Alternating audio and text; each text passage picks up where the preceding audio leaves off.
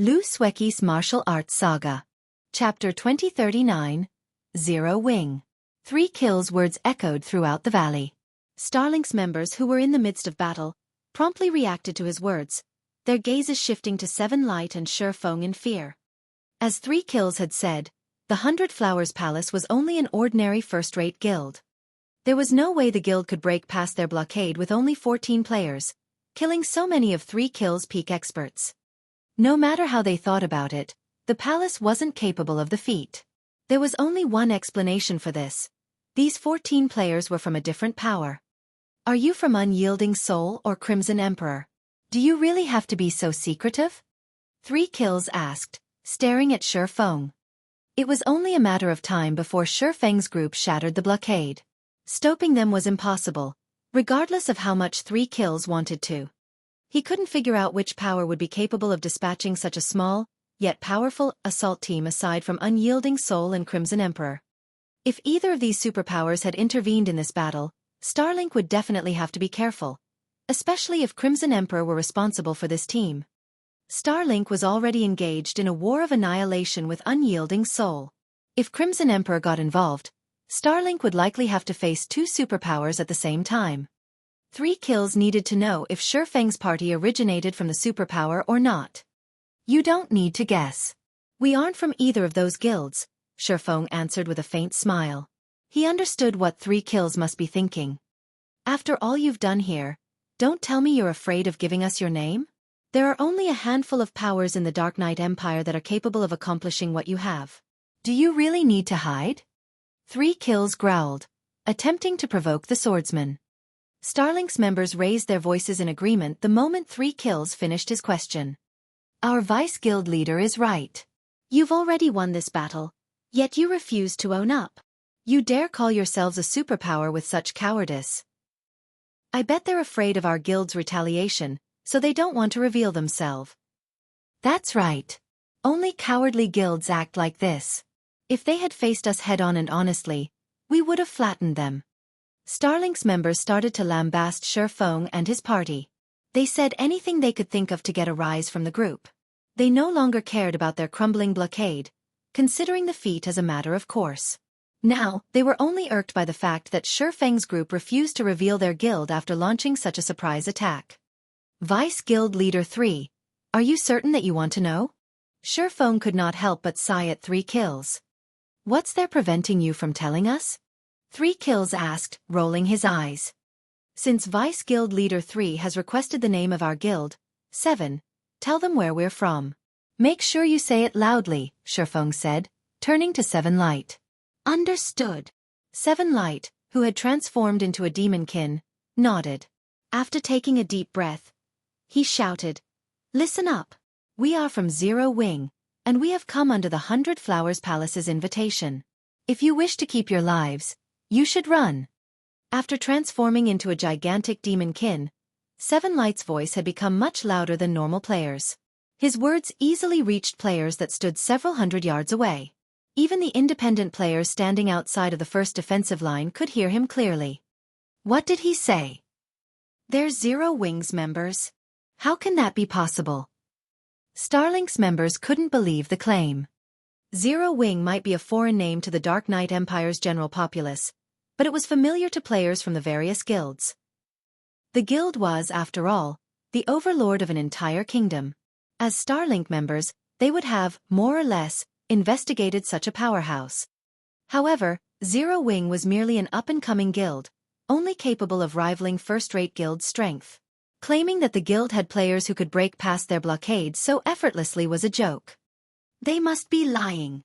Right. They must be afraid of revealing which superpower they belong to, so they're using Zero Wing to mislead us. They are shameless.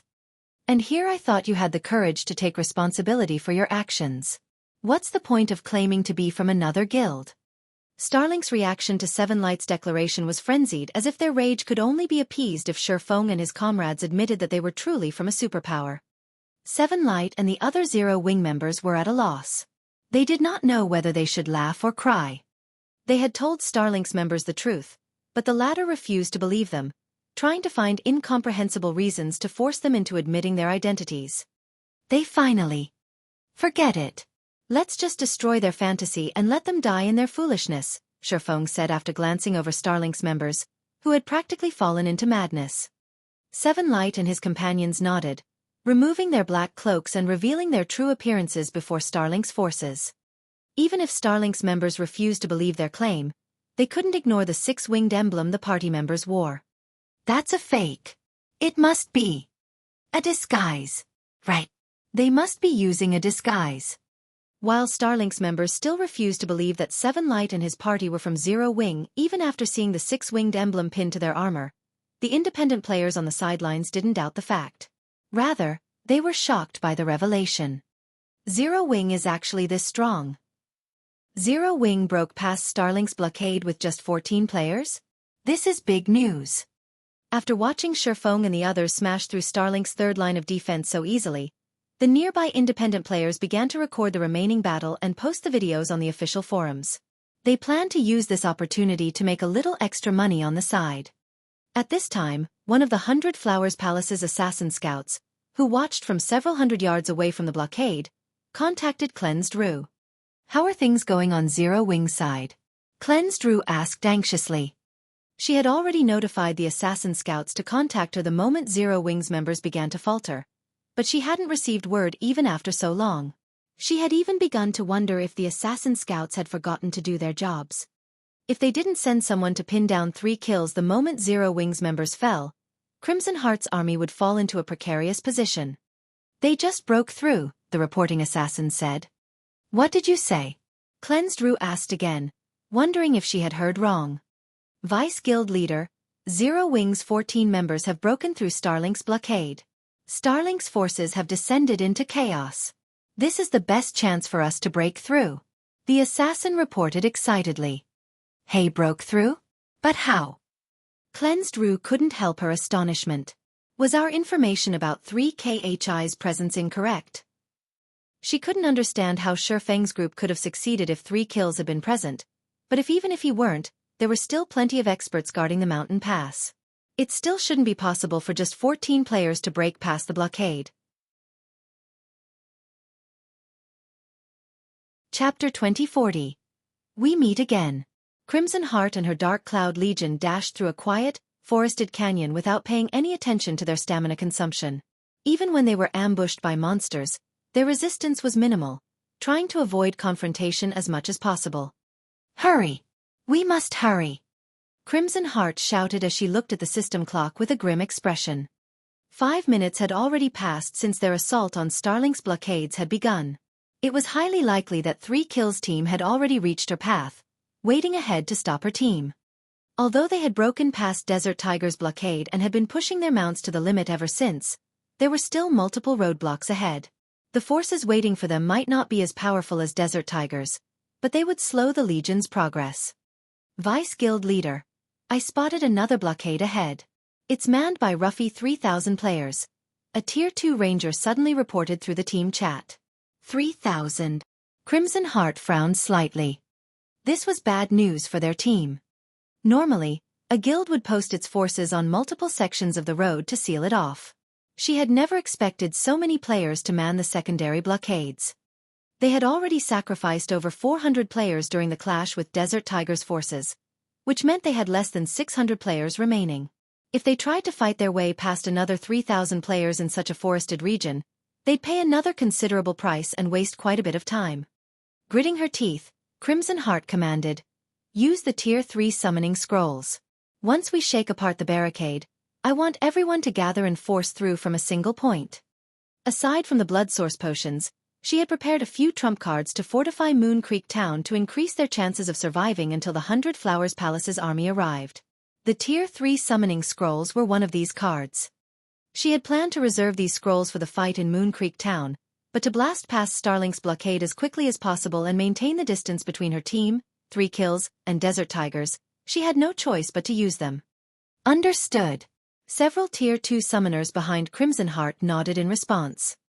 A short moment later, Crimson Heart and her force arrived before a section of wooded valley that several hundred MTs guarded. A large number of rangers and elementalists also hid in the trees along both sides of the road. As soon as Crimson Heart's team moved within range, These rangers and elementalists would bombard them with spells and arrows. However, when less than 100 yards separated the two forces, four summoners atop mounts began to chant an incantation, unfurling the magic scrolls in their hands. Responding to the summoner's magic, for level 75 Great Lords appeared before the Dark Cloud Legion and charged towards Starlink's defensive lines. Attack! Attack with everything you've got! Although the sudden appearance of 4 level 75 Great Lords had surprised Starlink's members, they were elite and expert players, reacting quickly and attacking the Great Lords on sight. Tier 2 skills and spells flew at the summoned monsters, inflicting damages in the thousands. At the same time, the Tier 2 MTs on the front line activated their life-saving skills, while the rear line healers began to cast their healing spells.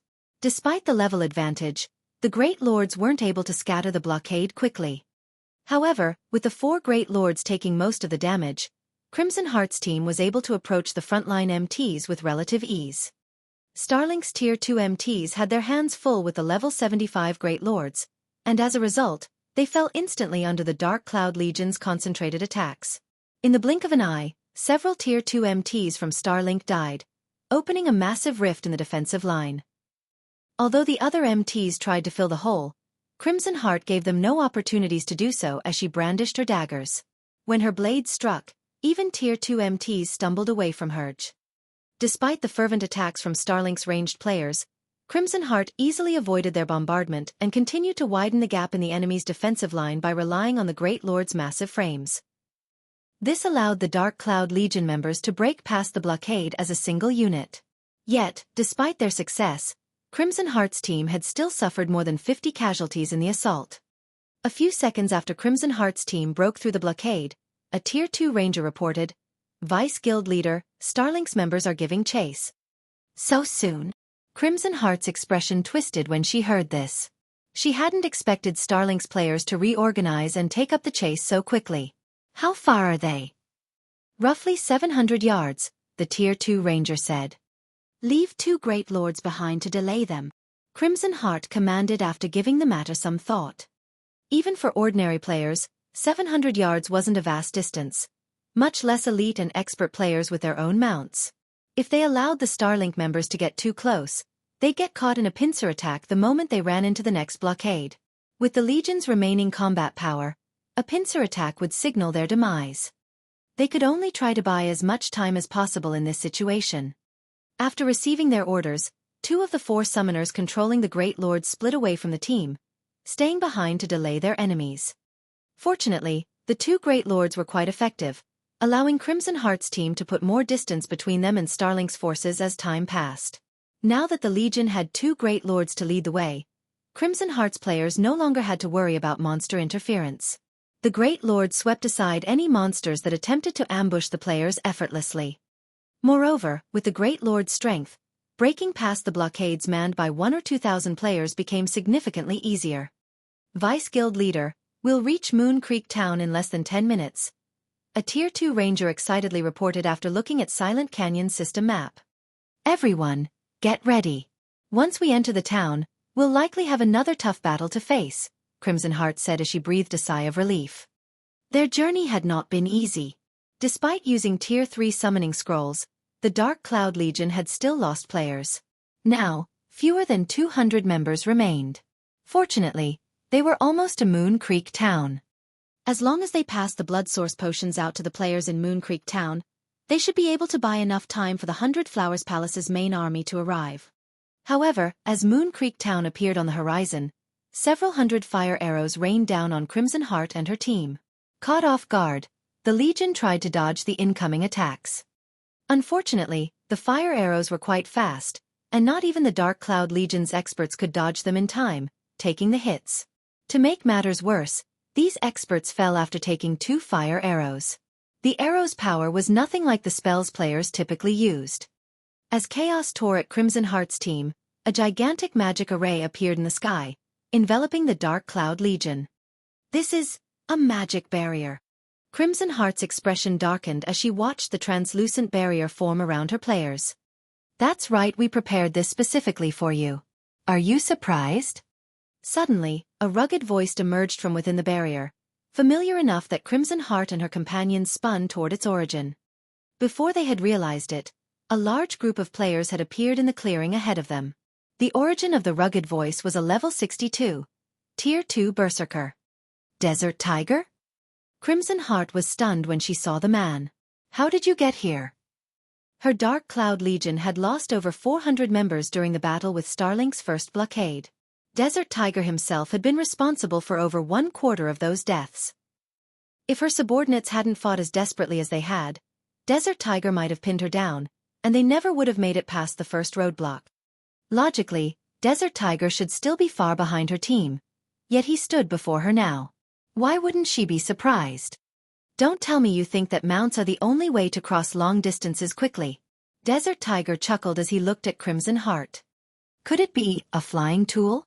Crimson Heart suddenly thought of a possibility. Now that the Silent Canyon was sealed off, teleportation within the canyon would be impossible. The only other travel method she could think of that was faster than a mount was a flying tool. However, flying tools were extremely precious. She had only ever heard of such tools, never actually seen one before. Smart. Desert Tiger nodded. He then chuckled and said, "Well, are you going to surrender quietly? Or do you truly want to face us a second time?" Surrender? Crimson Heart sneered at Desert Tiger and his team. That depends on whether or not you can force us to. Desert Tiger's team only consisted of 100 players at this point. Meanwhile, a dozen or so players maintained the magic barrier. This proved that the barrier wasn't that strong, so the Dark Cloud Legion had a chance of breaking out of it. Since that is your answer, show me what the 100 Flowers Palace is capable of, Desert Tiger said, smiling as he waved a hand. Immediately, the several dozen players around him stepped into the array and charged at Crimson Heart's team. However, once the two forces met each other in battle, the Dark Cloud Legion members were stupefied. The two forces' combat power was on entirely different levels. A single Starlink expert was strong enough to overwhelm 2 or 3 Dark Cloud Legion experts. In a one-on-one fight, none of the Dark Cloud Legion members lasted more than 10 moves.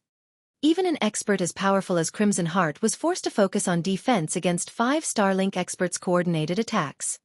Refinement Realm experts? Crimson Heart could tell that her 5 opponents were far stronger than the other Starlink experts her team fought. They had definitely reached the Refinement Realm. The overall standard of Desert Tiger's newest team was far stronger than the players he had commanded earlier. I'm sure you can see the difference between our forces. Staying in the 100 Flowers Palace is a waste for an expert like yourself. Why don't you join Starlink instead? If you submit to me, I can recommend that the guild give you an elder position at the very least. You won't have to fall with the 100 Flowers Palace, Desert Tiger offered. Despite the fact that he had Crimson Heart cornered, he didn't rush to finish her off.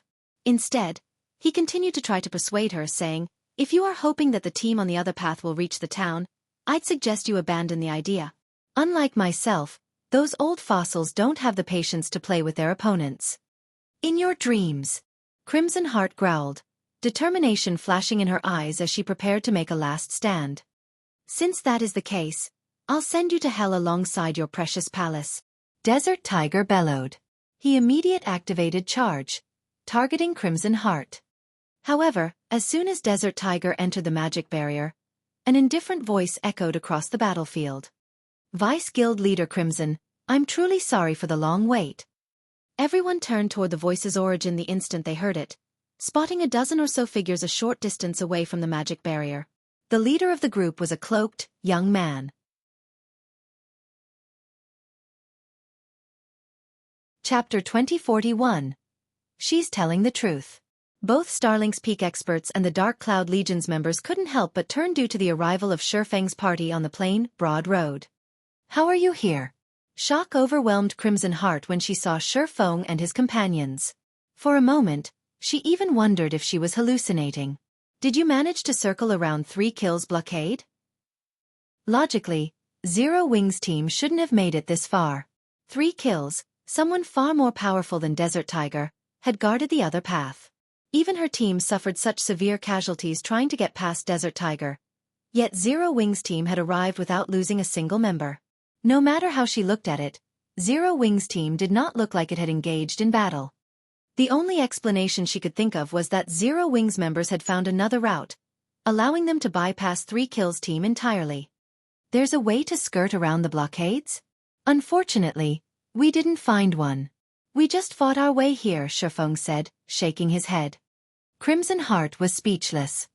She wanted to curse at Xueqi for joking at a time like this, but before she could comment, she heard a commotion some distance away. Turning toward the source, Crimson Heart noticed a large group of several hundred players rapidly approaching her location. As these new arrivals grew closer, everyone finally got a clear view of their appearances. How is this possible? Crimson Heart was utterly confused as she stared at the approaching players. This group of players was none other than Cleansed Rue's team. She had been able to believe that Xueqi's party had successfully evaded 3 kills forces due to the party's small size. But for a 1,000-man team like Cleansed Rue's to evade detection? That was impossible. To come this far, the team definitely had to break past 3 kills blockade. The most shocking part of all of this was that Cleansed Rue's team had suffered barely any losses. More people from the 100 Flowers Palace? Snapping out of his daze, Desert Tiger stared at Cleansed Rue's team in confusion. Starlink had already locked down the Silent Canyon. Crimson Heart's team should be the only players from the 100 Flowers Palace in the canyon right now. So, where did these several hundred Flowers Palace players come from? Rue, how did you make it here? Crimson Heart could not help but ask softly. How did we get here? We forced our way through the blockades, of course, Cleansed Rue said, giving the other Vice Guild leader a smug smile when she saw Crimson Heart's confusion. She had prepared herself for defeat today. She had never thought that Xueqi's team was actually that strong. Stop lying. There are only 2 paths leading here. Desert Tiger guarded one, and 3 kills guarded the other. 3 kills was on your path, so how did you get past his blockade and reach us without suffering significant losses? Crimson Heart demanded, rolling her eyes at Cleansed Rue. I'm telling the truth, Cleansed Rue said, her smile turning bitter. She then gestured to Xueqi's group and explained, it's all thanks to Zero Wing. If those 14 players hadn't torn apart Starlink's blockades along the way, we would have lost more than several dozen players before arriving. You're saying that Zero Wing's 14 players did all of the work? And your team simply followed them? Crimson Heart stated, her eyes twitching in anger. It was clear that she didn't believe Cleansed Rue's claim based on her expression. She felt that Cleansed Rue had gone too far to put Zero Wing in a better light. Meanwhile, Desert Tiger made his move during the brief moment the 2 Vice Guild leaders conversed. Do you think I'll allow more of your companions to sneak in? No. Those guild emblems do not belong to the 100 Flowers Palace. When Desert Tiger looked at Xueqi and the other Zero Wing members, he noticed the 6 winged emblems pinned to their chests. Laughing, since you all know each other, this will be simple. You will all die together. Waving a hand, Desert Tiger commanded, surround them. Don't let any of them escape. Leave it to us, boss. Suddenly, 50 Tier 2 players split away from the chaotic battlefield and charged towards Xueqi and Crimson Rue's group with playful expressions. To put it bluntly, Crimson Heart's team wouldn't even be a warm-up for them. Now that reinforcements had arrived, however, they'd get the opportunity to stretch properly. Crap! Stop them quickly! Crimson Heart hurriedly commanded her subordinates. Although she did not know how Xueqi and Cleansed Rue's group had made it this far, they currently stood outside of the barrier. Fleeing from Desert Tiger's subordinates would be far easier for them than for her team. Moreover, Moon Creek Town was within sight. As long as Cleansed Rue could reach Moon Creek Town, they could solve the town's predicament. Can you stop them, though? Desert Tiger sneered as he watched 100 players from the Dark Cloud Legion move to intercept his 50 players. The 50-man team was no ordinary expert team. The team included a 10-man special assault squad comprised of refinement realm experts that had been specifically trained to fight superior numbers. Moreover, the assault squad's members were all Tier 2 berserkers. It was a team of absolute strength. Even a refinement realm expert team of equal size couldn't stop this assault squad, not to mention a team without any refinement realm experts. With the 10-man assault squad taking the lead, the 50 Tier 2 players from Starlink tore through the Dark Cloud Legion's blockade as if it didn't exist at all. The assault squad easily blocked the Dark Cloud Legion's attacks before killing several experts in a brief clash. The two sides' strength was on completely different levels. Damn it! Crimson Heart's anxiety peaked as she watched Starlink's refinement realm experts approach Xueqi's party. However, she couldn't do anything about the situation. She already had her hands full with the several refinement realm experts before her. She could not afford to care about others right now. But just as the 10-man assault team was about to massacre their targets, a blue light suddenly flashed by them. So fast. Was that an attack? The blue light bewildered the 10 refinement realm experts, but since it hadn't affected them, they didn't pay much attention to it. Instead, they focused on the upcoming assault. After a second, however, these refinement realm experts found themselves unable to move. Following which, the scenery before them changed, fading to a dull gray. What's going on? Why can't I move? Is it some sort of mental restriction? The assault squad couldn't help but consider the idea, but very soon, they realized that they weren't affected by some skill or spell. The phenomenon they experienced was simply the result of their deaths. As the 10 refinement realm experts fell lifelessly to the ground, time in the battlefield seemed to freeze as everyone stared at the assault squad's corpses with wide eyes. Not only had the flash of blue light killed 10 refinement realm experts instantly, but it had also shattered the magic array around Crimson Heart's team. Damn it! What did he do? Many of Starlink's experts lost their minds after watching the event unfold. Even Crimson Heart's team was stupefied. Is he a monster? An indescribable shock filled Crimson Heart as she stared at Xueqi, who was in the process of sheathing Killing Ray. He had killed 10 refinement realm experts with a single attack. Moreover, he had shattered the magic barrier with the same attack. His strength was incredible. However, Crimson Heart found Xueqi's usage of his skill to be far more intimidating than his frightening strength. The assault squad hadn't run in a line, running at Zero Wing's party from 4 different directions to surround the players instead. To kill all 10 refinement realm experts with one attack, Xueqi would have had to make multiple minor adjustments to his attack trajectory the moment he activated his skill. Moreover, the slightest mistake could have taken out his allies as well as his enemies. Not only had he successfully slain the approaching refinement realm experts, but he had also avoided harming his allies. This forced Crimson Heart to reconsider Cleansed Rue's claim. She was telling the truth.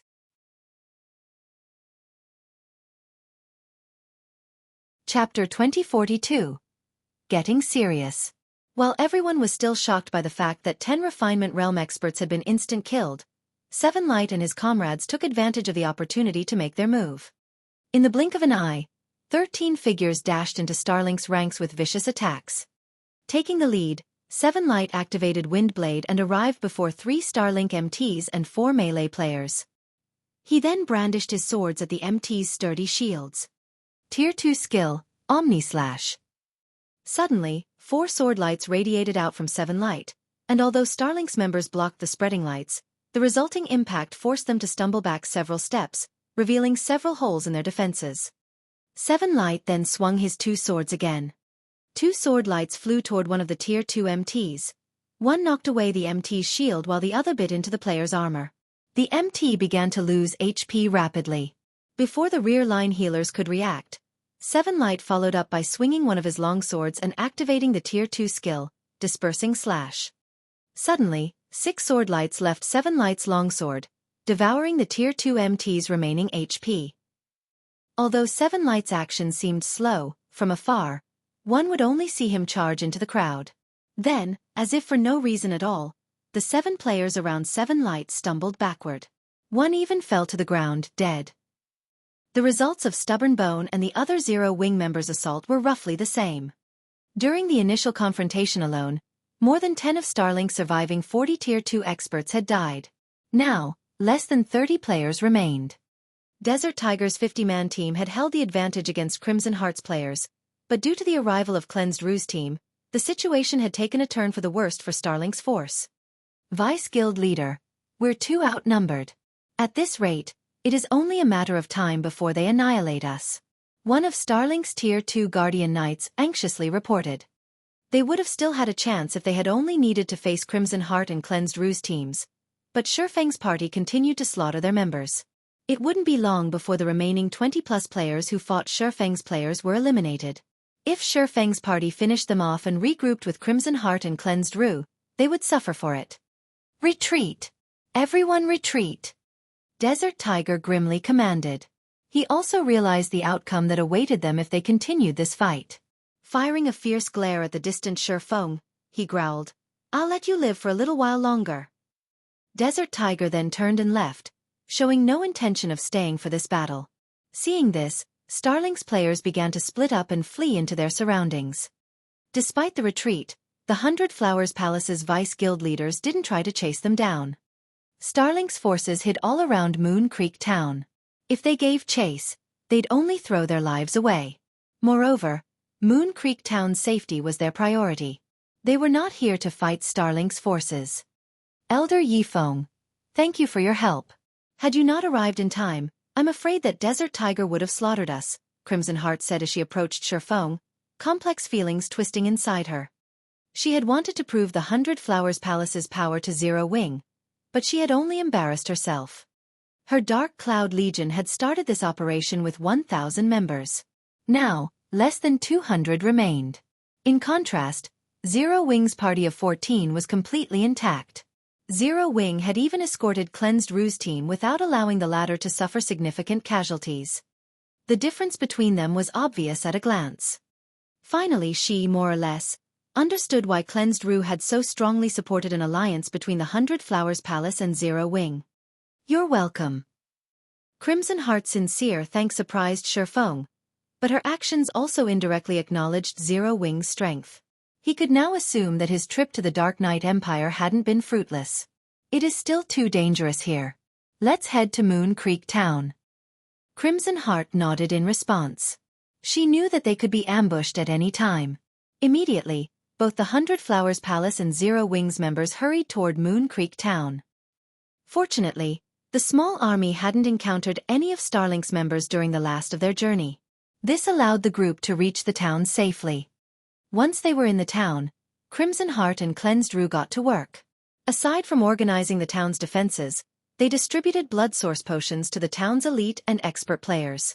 They had brought a combined total of 4,000 blood source potions with them, and while it wouldn't be enough to turn the tide of war, they could ensure the town's survival for at least 3 hours against an army of 300,000 elite and expert players. 3 hours were more than enough for the 100 Flowers Palace's main army to arrive.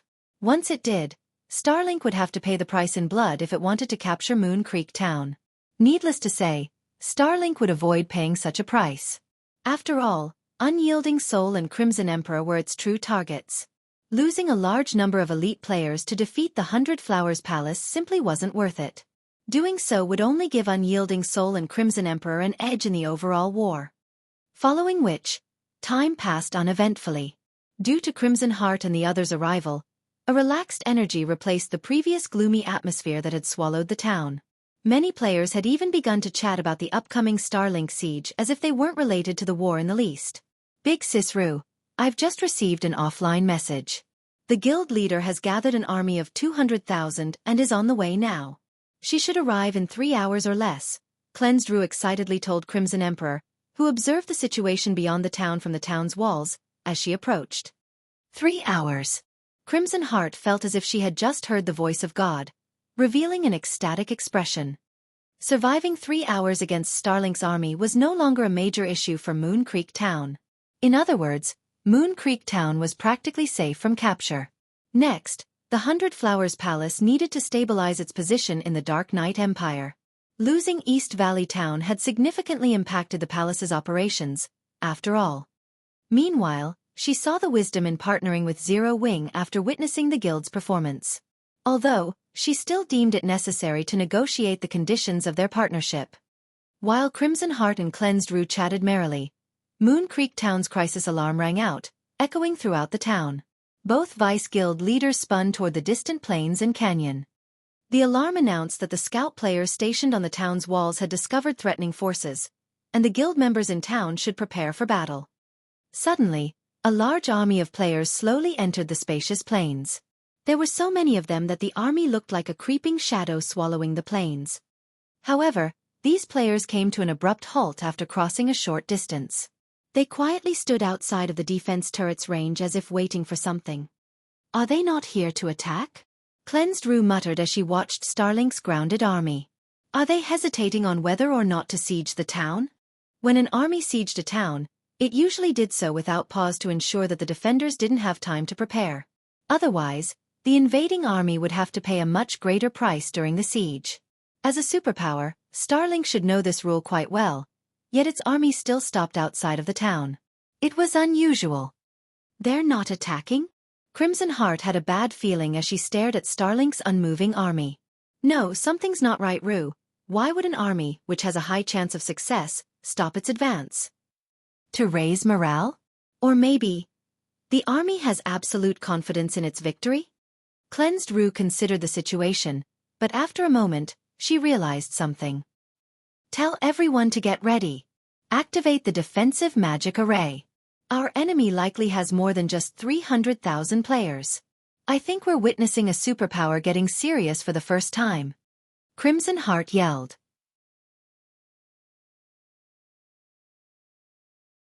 Chapter 2043. A battle with two options. Hearing Crimson Heart's conclusion, Cleansed Rue couldn't help but tense up. Thus far, the 100 Flowers Palace's fights with Starlink had only been minor skirmishes. Even so, the small forces Starlink had dispatched had been enough to threaten the palace. If Starlink were truly taking this battle seriously, it wouldn't end as easily as they had hoped. While Crimson Heart and Cleansed Rue ordered their players to man specific sections of the town walls, the Starlink members in the distance finally made their move. Slowly, the army parted in organized areas, opening multiple, small paths. Players began to push large ballistas down these paths. The scene was so unexpected that the two Palace Vice Guild leaders froze in shock. Every player from the 100 Flowers Palace on the walls was stupefied by what they saw. They weren't simply surprised by the large ballistas themselves, but by the fact that Starlink's forces had arrived with more than 100 of the war weapons. Even though they had never witnessed the power of large ballistas before, seeing them from afar was more than enough for them to understand that these weapons were extraordinarily powerful. Aside from their massive size, the ballista's steel arrows were engraved with crimson magic runes, which attracted the ambient mana. Seeing the flow of mana around the weapons, the 100 Flowers Palace's members realized that those arrows carried power at the Tier 3 standard or stronger. In other words, each large ballista had as much firepower as a defense turret. And Moon Creek Town only had 8 defense turrets. If all of those 100-plus large ballistas fired together. So, this is why they're not in a hurry to attack. Crimson Heart's expression darkened as she watched Starlink's players push the large ballistas into position. Initially, she had thought that the 100 Flowers Palace had some ability to fend off a superpower, but after seeing the large ballistas, she found the idea laughable. This is Starlink. Is this a joke? How are we supposed to fight that? The palace's players began to despair when they saw the massive war weapons, their fighting spirit vanishing. Not only were they heavily outnumbered, but the difference between their war weapons was also massive. How were they supposed to fight such an enemy? Surviving 10 minutes against those large ballistas might not be possible, much less 3 hours. At this point, the players in Moon Creek Town had gone into an uproar after witnessing Starlink's forces. The various guild spies in the town frantically reported the situation to their superiors. While a 300,000-strong army of elites was a powerful force, it wasn't impossible to defeat. An army of 100,000 elites, with a defender's advantage, should be more than enough to repel the force. However, it was a different story if the enemy had 100-plus large ballistas. With the current defensive capabilities available to guild towns, fending off so many powerful war weapons would be impossible. Not even the various superpowers guild towns were an exception. As long as Starlink wanted to, it could eliminate any guild town it wished. Relying on a guild town's defenses to deter Starlink and secure a foothold in the Dark Knight Empire was no longer possible for the various guilds. The moment word of Starlink's large ballistas got out, it caused a commotion among the Empire's various powers. How is this possible?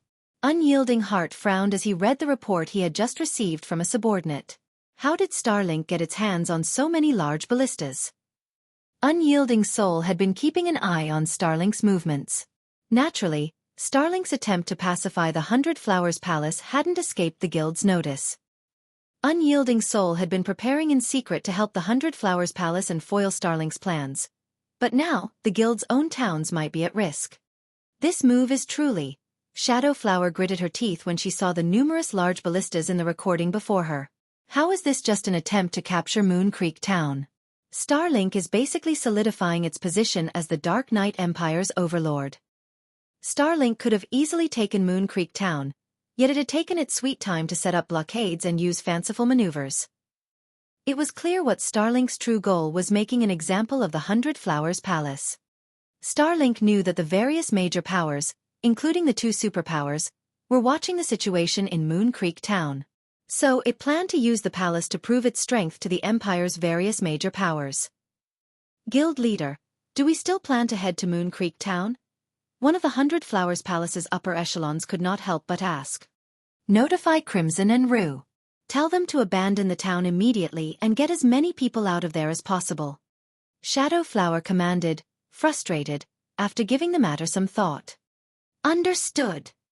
Silent Canyon, amidst Starlink's army positioned outside of Moon Creek Town.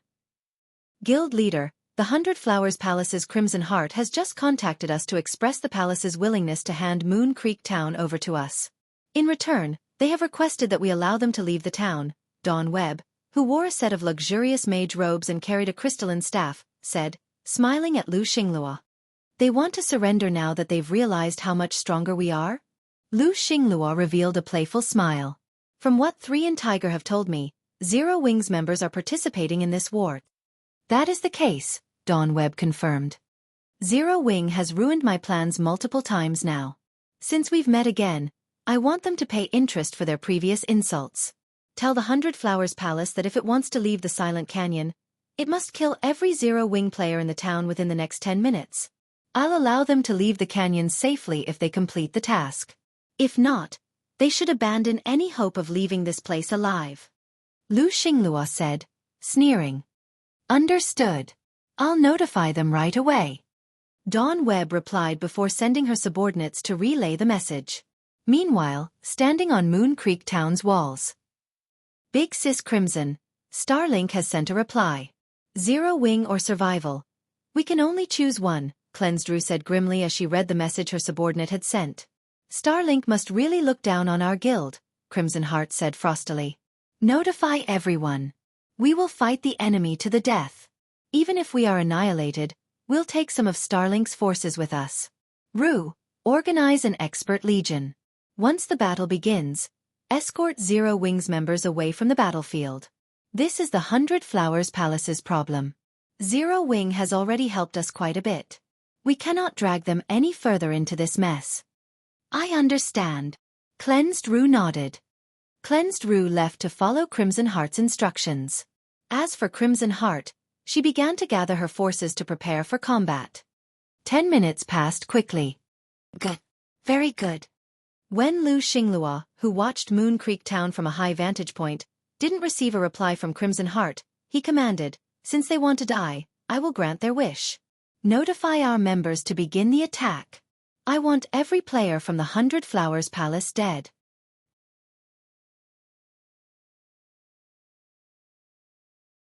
Chapter 2044. Disparity in Combat Power. Starlink's 300,000-strong army had Moon Creek Town completely surrounded. With Lu Xinglua's command, the 100-plus large ballistas slowly advanced, stirring fear in the hearts of the town's players. This was the first time the Dark Knight Empire had seen such a large-scale siege battle. As the mass of players swarmed toward the town, the 100 Flowers Palace members on the town walls couldn't help but shudder in fear. Although they had experienced a few large-scale battles, those fights were insignificant compared to the battle awaiting them. When Seven Light, Remnant Cloud, and the rest of Zero Wings members saw this, they, too, were shocked. Amazing! So, this is a guild war? Although I've watched guild wars before, spectating and participating are on 2 different levels. So, this is a superpower's true strength. Although they were refinement realm experts, Seven Light and his comrades couldn't help but feel insignificant before such a large army. In a battle of this scale, an individual wouldn't make even the tiniest wave. They had successfully broken past one Starlink blockade after another and fended off thousands of players, but they had only done so due to the canyon's narrow terrain. A few hundred players would be fortunate if they could attack at the same time, but this battlefield was about to take place on an open plain. On a battlefield like this, they may have to face thousands of players at once. Surviving would be difficult enough, not to mention turning the tide of battle. Moreover, they had the large ballistas to contend with. If 100 large ballistas fired simultaneously, They would even blow a group of peak experts to smithereens. Starlink didn't only plan to annihilate the 100 Flowers Palace. It also wanted to make an example of the guild for the rest of the Dark Knight Empire's players. Xueqi could not help his rueful sigh as he watched the gradually approaching war weapons. Large ballistas were far more useful than a town's defense turrets. Although they didn't have as much range as the defense turrets, the ballista's attacks were undoubtedly at the Tier 3 standard. Furthermore, they had slightly shorter cooldowns than the defense turrets. Fortunately, the large ballistas didn't have as large of an AoE as the defense turrets. Since the large ballista's design wasn't particularly difficult to obtain, and its materials weren't that rare, it had become a mainstream weapon when sieging towns or cities in the past. The high production cost was the only drawback. A single attempt to produce the large ballista cost roughly 1,000 gold. If a basic master forger attempted to craft one, the total cost would amount to around 3,000 gold. The fact that Starlink had more than 100 of these war weapons meant that the guild had spent at least 300,000 gold in the weapons production. Xueqi had to admit that a superpower was certainly impressive. It had both strength and money. If it were up to him, he wouldn't have sacrificed so much to mass-produce the large ballistas. Although crafting the large ballistas cost half as much to construct a defense turret, the turret had incredibly high defense. It could even survive multiple Tier 4 attacks. But the large ballistas were different. They could barely endure 2 or 3 Tier 3 attacks before crumbling, much less Tier 4 attacks. Moreover, using the large ballistas would reduce their durability, and repairing the war weapons would cost a hefty fee. Unless one was particularly wealthy, they couldn't afford to rely on the large ballistas. "Commander Yifeng, I've finally found you," Cleansed said as she ran toward Xueqi. "The battle will begin soon. Moon Creek Town is too dangerous now. Your team should prepare to leave immediately. After the fight begins, we'll find an opportunity to open a gap for you to escape." "You're abandoning Moon Creek Town?" Xueqi asked in an odd tone. From what he understood, Moon Creek Town was the 100 Flowers Palace's final ray of hope for survival in the Dark Knight Empire. If the palace lost this town, it would have no choice but to leave the empire. "We can no longer afford to defend the town. The difference between our forces' strength is simply too great. At this point, all we can do is try to preserve as much of the guild's strength as possible," Cleansed said, shaking her head. She, too, wanted to protect Moon Creek Town, but the difference between her guild's strength and their enemies was clear for all to see. Even if Shadowflower's army of 200,000 elite and expert players reached the town in time, the reinforcements couldn't change the war's outcome. Against more than 100 large ballistas, Moon Creek Town's defenses were practically non-existent. Rather than throwing their lives away in a pointless struggle, it would be wiser if they simply found another location to settle in. "Is that so?" Xueqi, more or less, understood the 100 Flowers Palace's reasoning. Smiling, he asked, "What if I say that there is a way to hold on to Moon Creek Town?" "Hold on to Moon Creek Town?" Cleansed blinked in surprise at Xueqi's words. Defending against Starlink's assault isn't exactly impossible. Only if you want to hold Moon Creek Town, we'll have to touch upon Zero Wing's core secrets, Xueqi said, nodding. "Is that really possible?" Cleansed asked, needing confirmation from Xueqi once more. She knew what Xueqi was trying to say.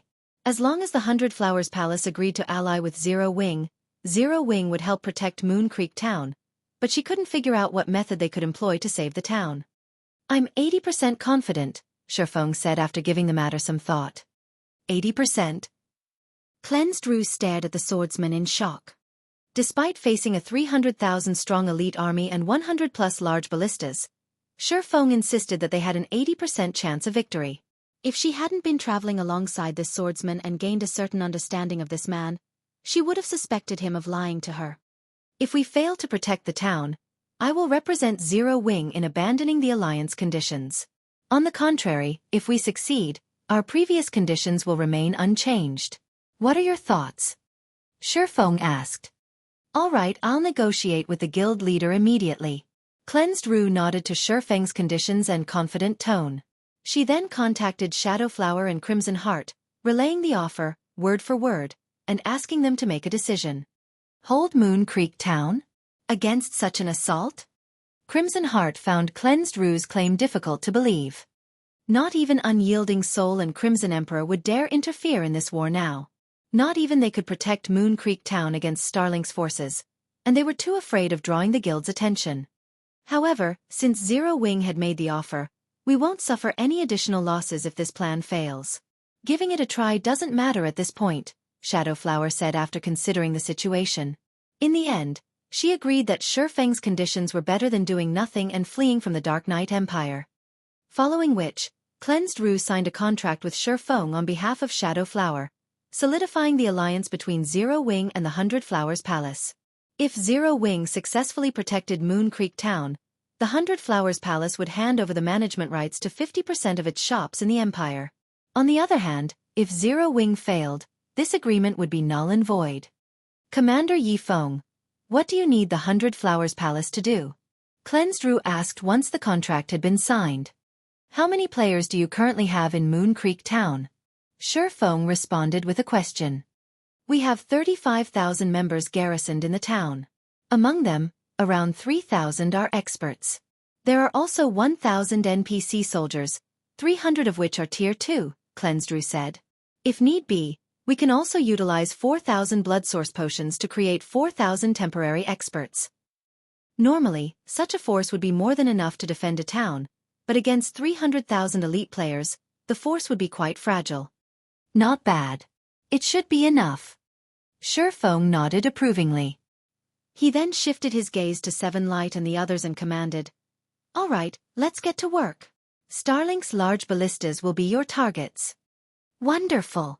I didn't think we'd get a chance to use them this time. Seven Light and his comrades' eyes glowed as they received their orders.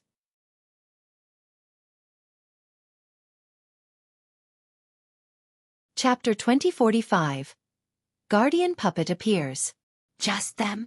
Cleansed Rue was confused as she watched Seven Light and the other Zero Wing members make their way toward the town's main entrance.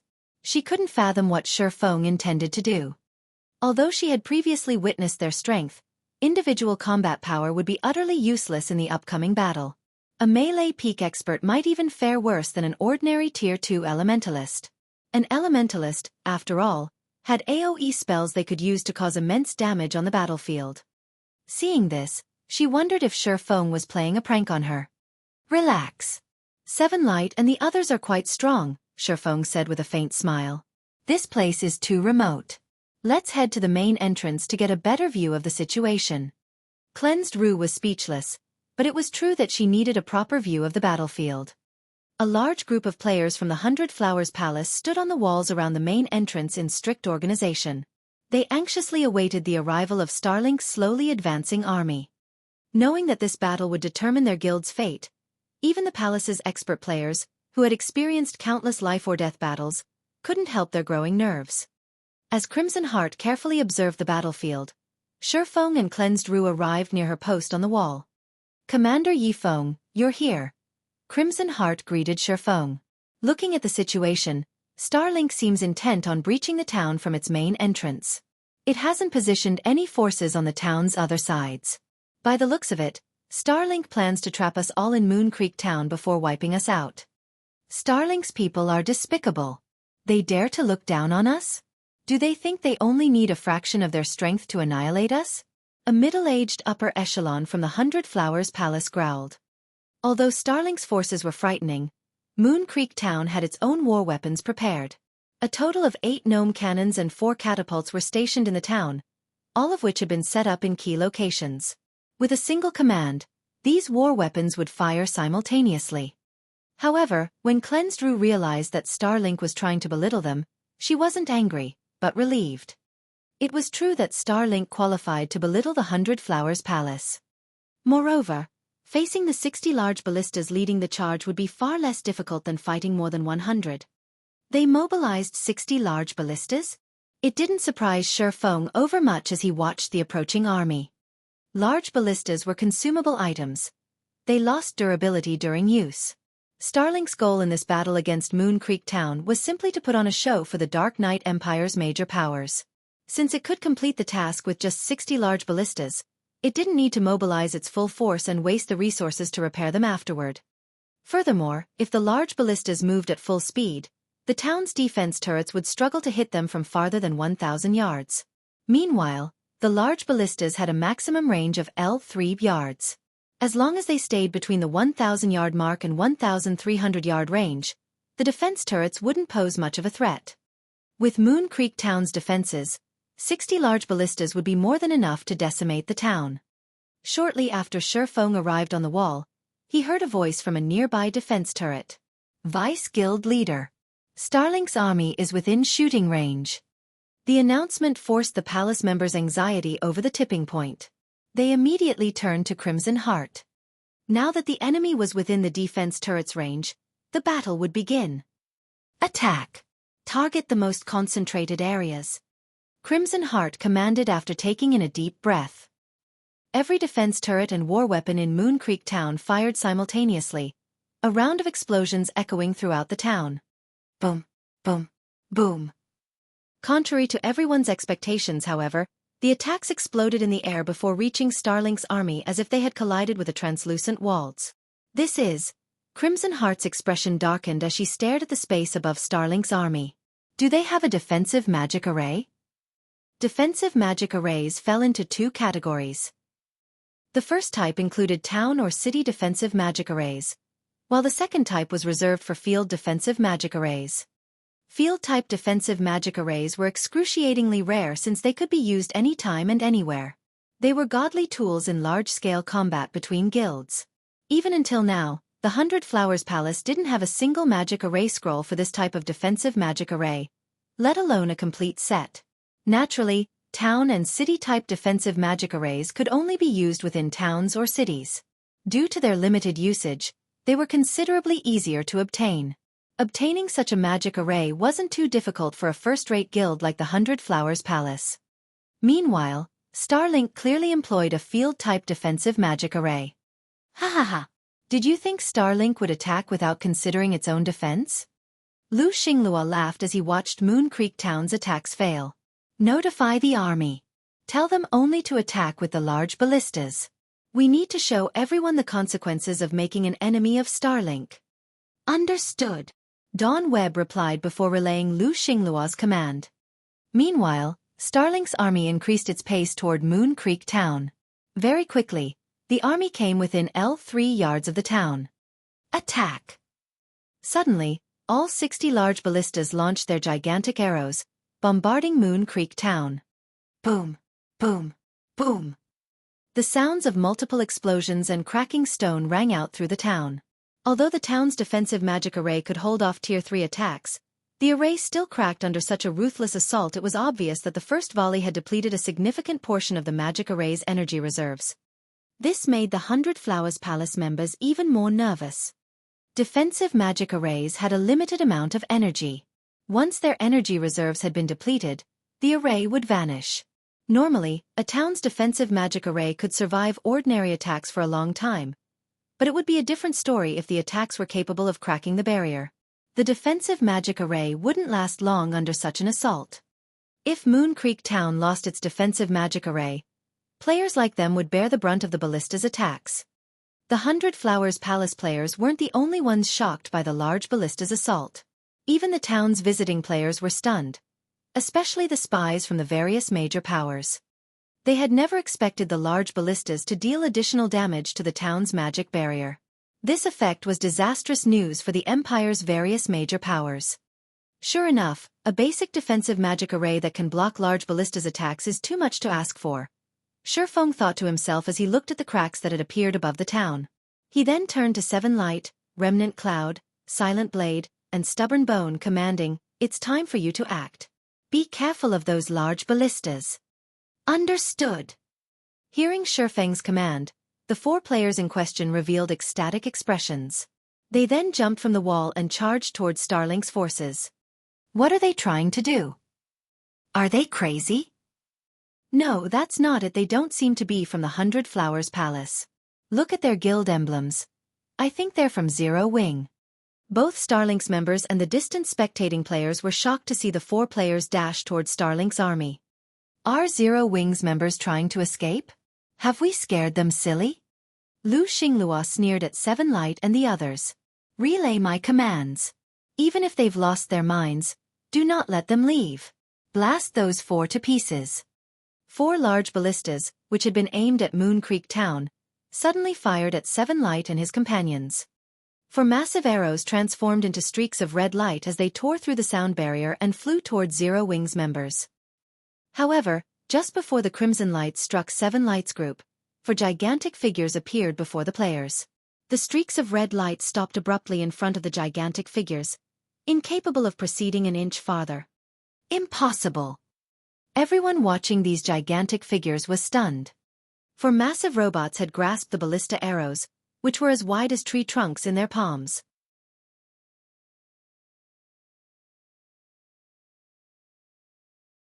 Chapter 2046. Might of the Guardian Puppets. The large ballista's attacks were at the Tier 3 standard. Even Great Lord-ranked monsters would stumble and lose their stance upon receiving such attacks, yet the 4 giants had blocked all 4 arrows from the ballistas. To be precise, they had caught the ballista arrows as if they had plucked up a small twig from the roadside. This situation challenged everyone's sanity. Attack! All large ballistas. Attack those robots together. After seeing the Guardian Puppets' performance, Starlink's upper echelons realized that if they allowed the combat puppets to come within range of their army and the large ballistas, tragedy would ensue. Hence, they needed to get rid of those puppets as quickly as possible. The remaining 54 large ballistas abandoned their focus on Moon Creek Town and shifted to the Guardian Puppets. After taking aim, all 60 ballistas fired at their targets simultaneously. Shill, shill, shill. The sonic boom of the arrows breaking through the sound barrier shook the battlefield repeatedly. Like a meteor shower, the arrows rained down on the 4 Guardian Puppets. The large ballista's attacks were well coordinated, rivaling ranged experts' attacks. Now, each Guardian Puppet had to face over a dozen arrows. In addition, every ballista now used explosive arrows. Even if the arrows did not strike their target directly, they would cause a certain amount of damage as long as they landed near the Guardian Puppets. With the mechanical lifeform's slow reactions, blocking so many attacks would be impossible. Seven Light and his comrades, who controlled the Guardian Puppets, also knew that they could block so many incoming arrows. Instead, they began to move their puppets. Boom, boom, boom dash. Following which, a series of explosions rocked the battlefield as a chilling, silent atmosphere descended on the plains. The 4 Guardian Puppets successfully evaded every arrow the large ballistas had fired. As if they were skillful, nimble assassins, the Guardian Puppets evaded the attacks with minimal movements, allowing most of the arrows to brush past harmlessly. How is this possible? How are those mechanical puppets so dexterous? As the players controlling the large ballistas watched the Guardian Puppets charge toward them, their eyes nearly fell from their sockets. In God's domain, mechanical lifeforms were famed for superb strength and defense, but they also shared one weakness: slow reaction times. When the Guardian Puppets had caught the ballista arrows earlier, the puppets' great strength had left them in shock and awe, but watching the constructs dance like flexible monkeys had destroyed their previous understanding of mechanical lifeforms. Even the knowledgeable upper echelons from the various guilds were confused, not to mention the many expert players present. Only Sherfong remained unperturbed. Seven Light's group had improved significantly after training in the Extraordinary Tower. Although they had yet to enter the realms of truth, they were close to the Truth Realm standard. It was only natural that they could exhibit greater combat standards than ordinary experts when controlling the combat puppets. With their skills, dodging a dozen or so arrows would be child's play. Defend yourselves. Do not let those things get near us. Starlink's army commanders shouted. Despite firing volley after volley of arrows, the large ballista's attacks did nothing to slow the Guardian Puppets' advance. On the contrary, the ballistas were forced to retreat to maintain their distance from the constructs. However, Seven Light's group controlled bronze combat puppets. Their movement speed was far superior to the large ballistas, and as a result, the gap between them continued to shrink. 800 yards. 500 yards. 200 yards.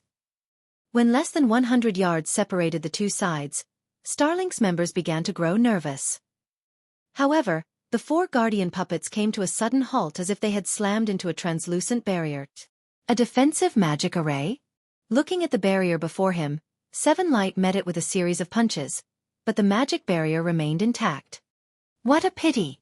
Although my defensive magic array is only basic rank, it has been formed with 49 magic array scrolls. It is one of the best basic defensive magic arrays available. You'll never deplete its energy reserves with a few Tier 3 attacks. Lu Xinglua sneered 7 Lights Group. All large ballistas. Focus fire on one of those machines. I refuse to believe they can dodge all 60 attacks. While it was true that the large ballistas had a L3-yard attack range, the farther away their target was, the slower their attacks would become due to the air's natural drag. Their accuracy would also suffer. In other words, the closer the targets were, the faster the large ballista's arrows would reach them and the easier they'd be to hit. A few moments ago, the Guardian puppets had been several hundred yards away, so the constructs had plenty of time to dodge the arrows, but now, only 100 yards separated them. Moreover, the 60 large ballistas had previously targeted all 4 Guardian puppets separately. Now that they focused on a single target, the cluster of attacks would be 4 times as dense. Even if the puppets were as agile as monkeys, they'd still become porcupines. Immediately, 60 ballista arrows flew towards 7 Lights Guardian puppet, the cluster of attacks as fast and dense as if a massive mountain were descending on the construct. Boom, boom, boom. Although 7 Light had desperately tried to block or dodge the incoming volley, more than half of the arrows hit their marks, and a towering pillar of fire enveloped his Guardian puppet. When the arrows had struck, the impact had blasted a huge crater around 7 Light's position. Even players in Moon Creek Town, over 1,000 yards away, could see the smoke rising from the crater. We're doomed. The 100 Flowers Palace members, who had still held on to hope, turned ashen when they saw this. Once again, they were forced to realize how powerful the large ballistas were. Although the Guardian puppet was quite powerful, even it would become scrap metal if it had to face 60 large ballistas simultaneously. Prepare to fire the next volley. Lu Xinglua nodded approvingly, his satisfaction over the large ballista's capabilities reaching new heights. However, as the 60 war weapons adjusted their aim to another Guardian puppet, a mechanical roar rose from the crater at the edge of the defensive magic array.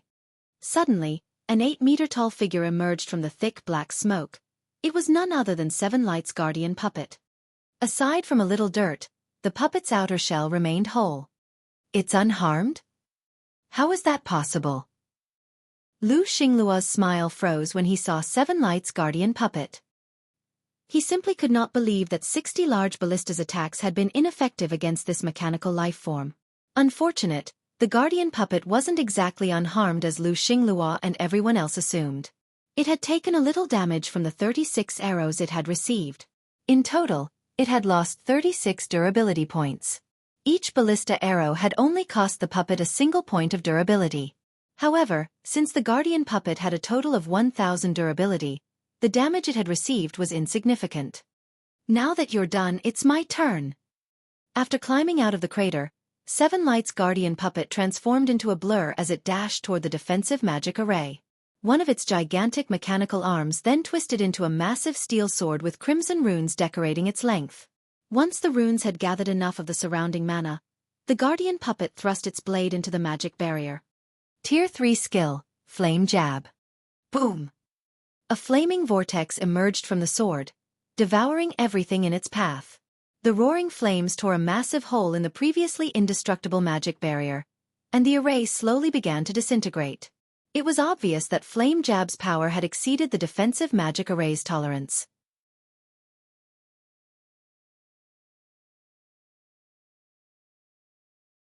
Chapter 2047. Let's get serious as well.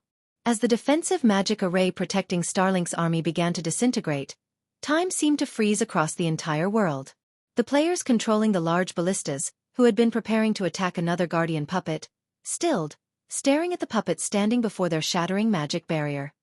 No. This is impossible. How can a Tier 3 attack possibly exceed the magic array's limit? Could that be a Tier 4 mechanical puppet? The Starlink players that maintained the defensive magic array were confused and afraid when they saw their depleted mana. Unconsciously, they began to step away from the Guardian puppets, instinctively increasing the distance between them and their enemies as much as possible. When they had faced the defense turret's intense attacks, the magic array hadn't even cracked, but now, this one Guardian puppet had shattered the barrier with a single strike. They couldn't think of any reason that their array would shatter in one hit unless the strike had been a Tier 4 attack. When they considered the possibility that a Tier 4 mechanical lifeform stood before them and that the construct was under a player's control, they couldn't help but shudder in fear. At this stage of the game, the various superpowers spent a lot of time preparing to raid a single Tier 4 mythic monster. They even expected their teams to wipe multiple times before defeating the monster, and that was with the understanding that monsters had various forms of behavioral restrictions. If these restrictions were removed, killing a mythic monster would be several times more difficult. A Tier 4 puppet. When Seven Light and his 3 companions heard Starlink's members, they chuckled. They had never thought that Seven Light's use of strength combination would lead the enemy to believe that their guardian puppets were Tier 4 combat puppets, but they welcomed the misunderstanding. With this, they would have a much easier time defeating their foes.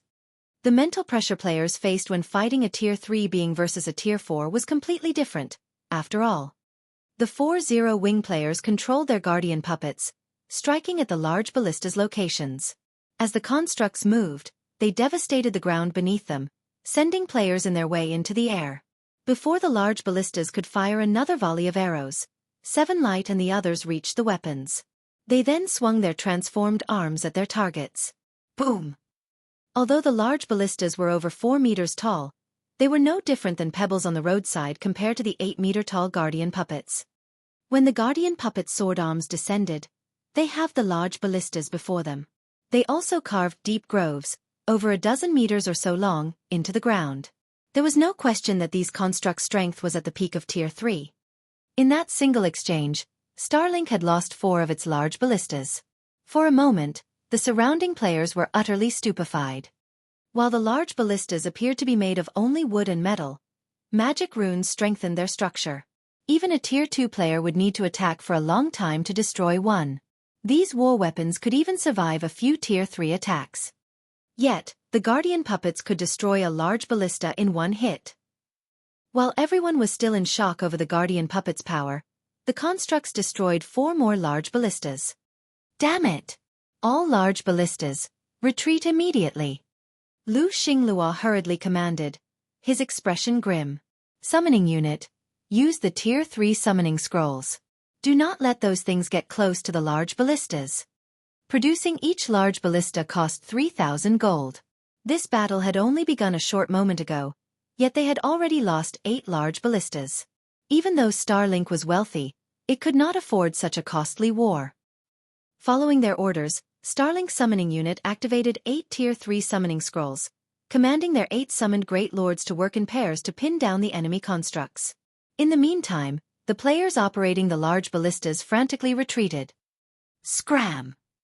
Seven Light brandished his guardian puppet's 2 sword arms at the approaching 2 Great Lords, sending the summoned creatures flying and dealing over -1 million damage to each. Without pause, he then dashed toward the nearest large ballista. Remnant Cloud and the others managed to shake off the Great Lords as easily, chasing after the retreating war weapons. Seeing this situation, Lu Xinglua and his fellow upper echelon's eyes twitched with fury. Although the Great Lords could significantly reduce the puppet's mobility, Starlink still lost 1 large ballista after another. After a short moment, another 10 large ballistas had been destroyed. Amazing! So this is the Strength 0 wing has been hiding all this time. Crimson Hearts and Cleansed Rue's eyes bulged as they watched Zero Wing take 1 large ballista after another from Starlink's army. The large ballistas were an absolute nightmare for the 100 Flowers Palace, but to the Zero Wing's guardian puppets, they were little more than toys. Now, it was only a matter of time before the constructs destroyed all of Starlink's war weapons. It was at this moment that Crimson Heart finally understood why Zero Wing was so confident of helping the 100 Flowers Palace repel Starlink. I want all of them dead. Dead. Lu Xinglua bellowed as he glared at the 4 guardian puppets. Relay my command. All troops are to attack Moon Creek Town now. Understood. Dawn Webb promptly relayed the command for all forces to attack. They were no longer capable of stopping the guardian puppets' rampage, but at the end of the day, there were only 4 of these constructs. As long as the large ballistas scattered and fled in different directions, the guardian puppets would have to waste a lot of time chasing them down. The puppets would never be able to catch up with every one of the ballistas. Meanwhile, they still had 300,000 elite and expert players, as well as the 60 other large ballistas on the other side of Moon Creek Town. Even if the guardian puppets were more powerful, they couldn't save the town. Under Lu Xingluo's command, the Starlink forces surrounding Moon Creek Town took action. Big Sis Crimson, the 60 large ballistas on the other side of the town are approaching. Moreover, the enemy players have started to charge towards us. By the looks of it, Starlink no longer intends to conserve its strength. Cleansed Rue commented anxiously after receiving a report from the players on the other side of Moon Creek Town. Crimson Heart's expression darkened. Turning to Shifeng, she asked, "Commander Yifeng, do you have any countermeasures?" She was already out of ideas. The difference between the combat power under her control and her enemies was too massive. Players alone could no longer turn the tide of this battle. Sure enough, 4 guardian puppets aren't enough. The situation didn't particularly surprise Shifeng. Although the guardian puppets were quite powerful, with so few of them, it was unrealistic to rely on them to protect Moon Creek Town. After a moment he replied, "Since Starlink has gotten serious, let's do the same." "Get serious? Us?" Shifeng's answer rendered Crimson Heart speechless. They had been taking this war as seriously as they could and more. "Let's head over to the other side and take a look," Shifeng said, chuckling. He then led the way across town. Meanwhile, on the other side of Moon Creek Town. By the time Shifeng and the others arrived, the battle had begun.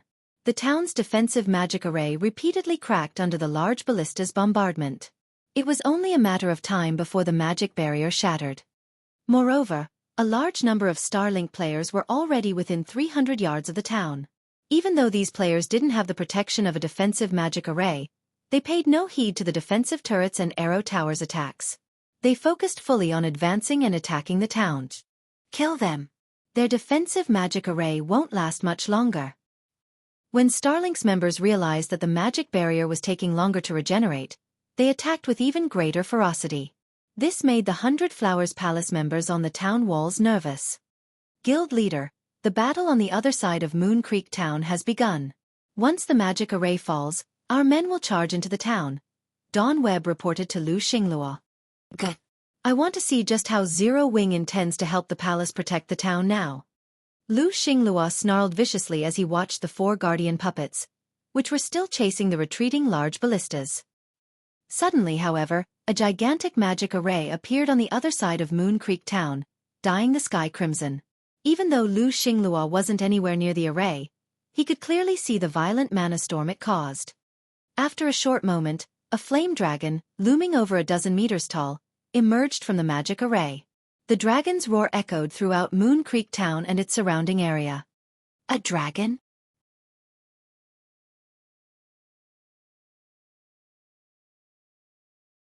Chapter 2048. This side is Scarier. Why is there a dragon? Lu Xingluo was stunned to see the flame dragon hover above Moon Creek Town. Dragons were destruction incarnate in God's domain. Even if the flame dragon before him were not a true dragon, merely an inferior dragon, it would still be extremely difficult to take down. When they saw the flame dragon appear on the battlefield, Starlink's army, which stood before Moon Creek Town's walls, was dazed. Not only was the flame dragon before them gigantic, but it was also a level 80 monster. It would be a nightmare to deal with for current players. Moreover, the creature's aura was even more frightening than its massive form. The Starlink members within 100 yards of the monster felt as if their bodies had been replaced with mercury, and their instincts screamed at them to run away. Don't panic, everyone. A single monster can't stop us. Besides, this flame dragon is only Tier 3. Summoning unit. Use the Tier 3 summoning scrolls. If that flame dragon gets close, suppress it with a magic array, magic unit. Starlink's experts shouted. Although they, too, were nervous, they realized the flame dragon's limitations after a moment of careful observation. If the flame dragon were a Tier 4 mythic monster, they would turn around and flee without a second thought. Numbers weren't enough to defeat such an existence. However, it was a different story for a Tier 3 flame dragon. Even if they were 20 levels lower than the flame dragon, they could still put up a fight against it with a magic array's suppression. Furthermore, they'd also have the help of Tier 3 summoned creatures. They could definitely whittle the flame dragon down, although they'd have to pay a high price to do so. Following which, Starlink's army summoned another 8 Tier 3 summoned creatures. Although these summoned creatures were not as high-leveled as the flame dragon, they were still level 78 or level 79. The level difference was practically negligible. They have 8 more Tier 3 summoned creatures? Crimson Heart could not help but tense up when she saw the 7-meter-tall summoned creatures on the battlefield. Tier 3 magic scrolls were extremely rare, and summoning scrolls were among the rarest. To pin down the 4 guardian puppets, Starlink had already used 8 Tier 3 summoning scrolls, and now, it used another 8. Starlink's foundations were simply astonishing. Although the Flame Dragon was much stronger than the Tier 3 summoned creatures, it wouldn't be able to deal with so many of them. While the 100 Flowers Palace had 4 Tier 3 summoning scrolls it could use as well, the Flame Dragon would still be at a disadvantage if it had to fight 4 Tier 3 summoned creatures. Furthermore, there were still the 60 large ballistas behind Starlink's army to contend with. The large ballistas might not be useful against the Guardian Puppet 7 Light and his comrades controlled, but they would have no problems dealing with monsters. Monsters couldn't exhibit as much combat power as players. The large ballista's arrows could easily find their mark. However, just as Starlink's army was about to attack Moon Creek Town, another crimson magic array appeared above the army, covering a 300-yard radius and causing another massive mana surge. The array gathered so much fire-type mana that its density was visible to the naked eye. "No! Quick! Get out of there!" Starlink's magical class players shouted, trying to warn their allies that stood within the array's range. Unfortunately, the magic array's formation was too fast. In as little as 2 seconds, the magic array had completed, and a moment later, meteorites began to fall from the sky. Tier 3 Curse. Heaven's Fall. Countless meteorites tore through the sky as they rained down on Starlink's army, causing one explosion after another as they struck the ground. Even players from over 1,000 yards away could feel the attack's shockwaves. In the blink of an eye, the earth beneath the array transformed into a sea of fire. After 3 waves of descending meteorites, the ground below the magic array had sunk by several meters, a raging inferno burning in the crater. Even a fool would know what end had befallen the players that had been caught in the magic array's range. The Starlink members that had escaped the attack had come to a full stop as they stared at the scene before them. Fear and joy shone in their eyes. A single attack had decimated a massive portion of the battlefield.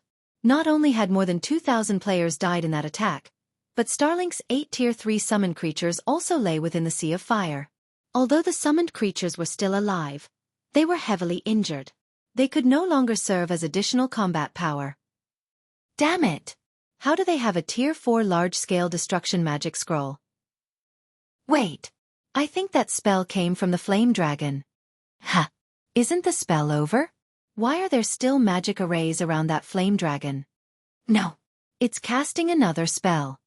Starlink's members had a bad feeling as they watched the magic arrays circle the fire spirit's body. The intensity of the mana that gathered to the arrays felt horrifically familiar.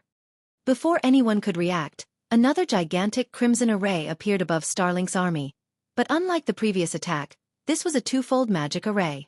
This magic array gathered even more mana to it than before, and its range was clearly larger. This is a trick. This can't be real.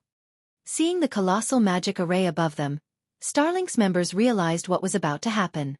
Although they could try to run, the array covered a 400-yard radius. As a result, they could only curse their fate. This time, meteorites didn't fall from the sky. Instead, pillars of fire burst from the ground, devouring everything within the AoE. Even the Tier 2 MTs that activated their life-saving skills lost all of their HP the instant the flames touched them. None of them had any hope of resisting the attack. When the flames dissipated, the crowd of players that had stood before Moon Creek Town's walls was gone. Only a plot of scorched earth remained. Both Starlink's members and the players from the 100 Flowers Palace were thoroughly shocked. Several thousand players had vanished, just like that. The slain players hadn't even had time to scream before their bodies were vaporized. This was no longer a battle. It was a one-sided massacre. Once more, everyone was forced to recognize just how useless Zerg tactics were in the face of large-scale destruction spells. This Flame Dragon was far more terrifying than the 4 Guardian puppets on the other side of the town. Only Xueqi remained unperturbed. Calmly, he shifted his gaze toward the distant large ballistas and ordered the fire spirit, "Go! Destroy those large ballistas." The fire spirit had been considered a godly war weapon during his previous life not because of its physical combat prowess and high intellect, but because of its ability to use a variety of fire-type curses and large-scale destruction spells. Without these abilities, the fire spirit wouldn't have been capable of single-handedly fending off Superpower's large-scale assaults. Although his fire spirit was only a Tier 3 creature right now, even the strongest player at this stage of the game was only Tier 2. Starlink's members had no hope of defending themselves against the Tier 3 advanced fire spirit's attacks. After receiving Shifeng's command, the fire spirit flapped its wings, transforming into a blazing fireball as it flew toward its new targets. Its movement speed was much higher than the Guardian puppets, and although the 60 large ballistas tried to repel the dragon with attacks, they couldn't land a single hit. Meanwhile, with the fire spirit's ability to fly, it crossed the 1,000 yards to the large ballistas in only a brief moment. Before Starlink's upper echelons could order a retreat, the fire spirit cast a Tier 3 spell, summoning 36 scorching flame spears around it. It then launched these spears at the nearby large ballistas. Boom! Boom! Boom! In the blink of an eye, the 11 large ballistas within 60 yards of the fire spirit burned to ash.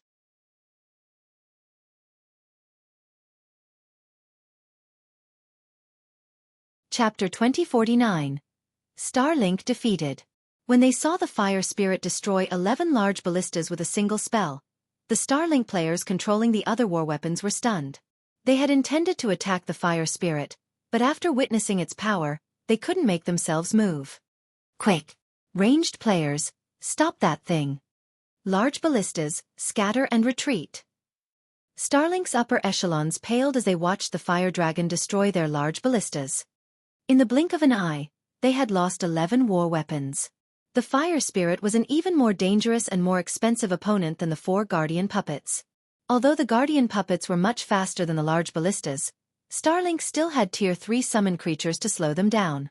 The puppets would need some time to catch up to one of the ballistas, but it was a different story for the fire spirit.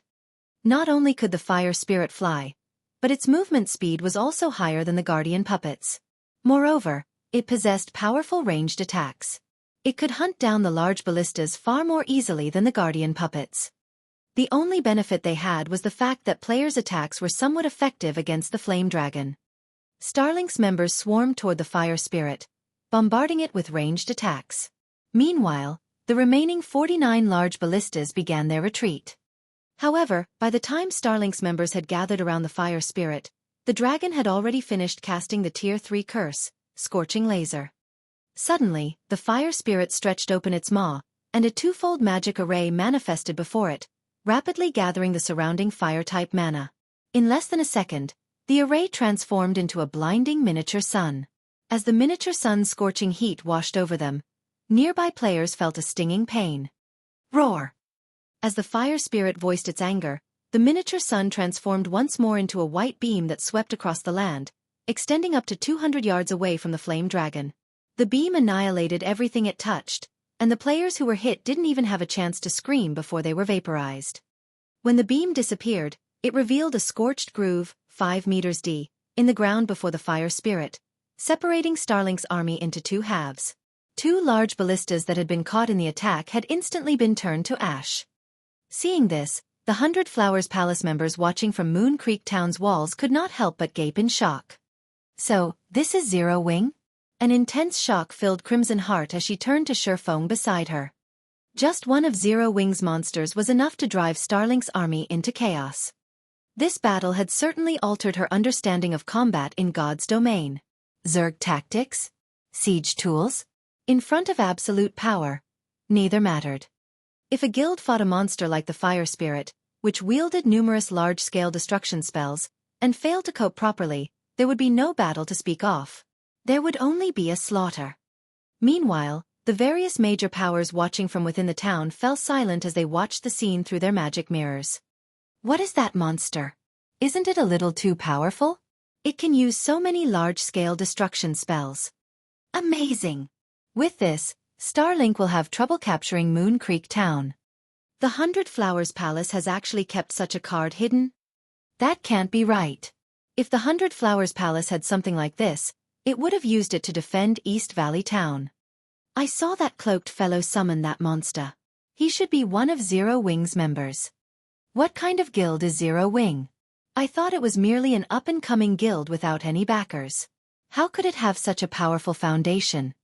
For a moment, the various major powers' curiosity regarding Zero Wing grew. First, Zero Wing had revealed 4 incredibly powerful guardian puppets, slaughtering Starlink's forces. Then, the guild had proceeded to summon the fire spirit, a creature that was akin to a natural disaster on a large battlefield.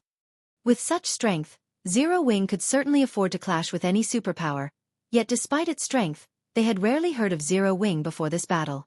All they truly knew was that Zero Wing was a relatively new guild that could rival first-rate guilds. However, this information was laughably incorrect. If a guild with such frightening combat power was only considered on par with first-rate guilds, what would that make their actual first-rate guilds? At this point, the victor of the battle over Moon Creek Town was obvious. Starlink was utterly powerless to stop the fire spirit and guardian puppets from destroying its large ballistas. If the superpower continued this fight, it would only suffer greater losses. Zero Wing. Lu Xingluo's expression darkened when he read his subordinate status report. Despite how short the battle had been thus far, Starlink had already lost 43 large ballistas. Once the fire spirit had joined the fray, in particular, the ballistas began to fall even faster. Guild leader, are we going to continue this battle? Dawn Webb could not help but ask. Retreat. Have everyone retreat. Lu Xingluo growled, grinding his teeth as he glared at the rampaging guardian puppets. Although he didn't want to admit it, he was truly powerless to stop the guardian puppets and fire spirit at this time. He'd lost far more war weapons if he chose to stay. Every large ballista cost a fortune to craft. They were also Starlink's only advantage in battle. While they might capture Moon Creek Town if they continued, it would cost every large ballista in Starlink's possession. The trade simply wasn't worthwhile. Understood. I'll relay the command right away. Dawn Webb breathed a quiet sigh of relief when she heard Lu Xingluo's decision. Shen then began to contact the various units' commanders. Following Dawn Webb's instructions, Starlink's forces began to scatter and flee. Neither the guardian puppets nor the fire spirit gave chase, allowing Starlink's army to leave without a fight. The enemy had far too few players now, and with how scattered Starlink's forces were, they'd hardly kill anything even if they chased them down. Big Sis Crimson, Starlink is retreating. We've held Moon Creek Town. Cleansed Rue exclaimed as she watched Starlink's players flee from the battlefield. Ease. We held it. Even Crimson Heart revealed a joyful grin. For a moment, everyone in Moon Creek Town was stunned as they watched Starlink pull away. Are you kidding me? Starlink actually lost? Zero Wing is just too strong. I doubt even Starlink expected this outcome. Zero Wing can actually fend off a superpower like Starlink. It seems the Dark Knight Empire will have 4 contenders in the future. With a single fire spirit and 4 guardian puppets, Zero Wing had repelled a force of 300,000 elite and expert players and more than 100 large ballistas. This was the first time anyone had achieved such a splendorous victory in the Dark Knight Empire. The most shocking aspect of the battle was that a superpower hadn't been responsible for the feat, but Zero Wing, a guild with hardly any renown. This battle's outcome would undoubtedly shake the entire empire. Now that a power capable of contending with Starlink had arrived in the Dark Knight Empire, the Empire's prior status quo was irrelevant.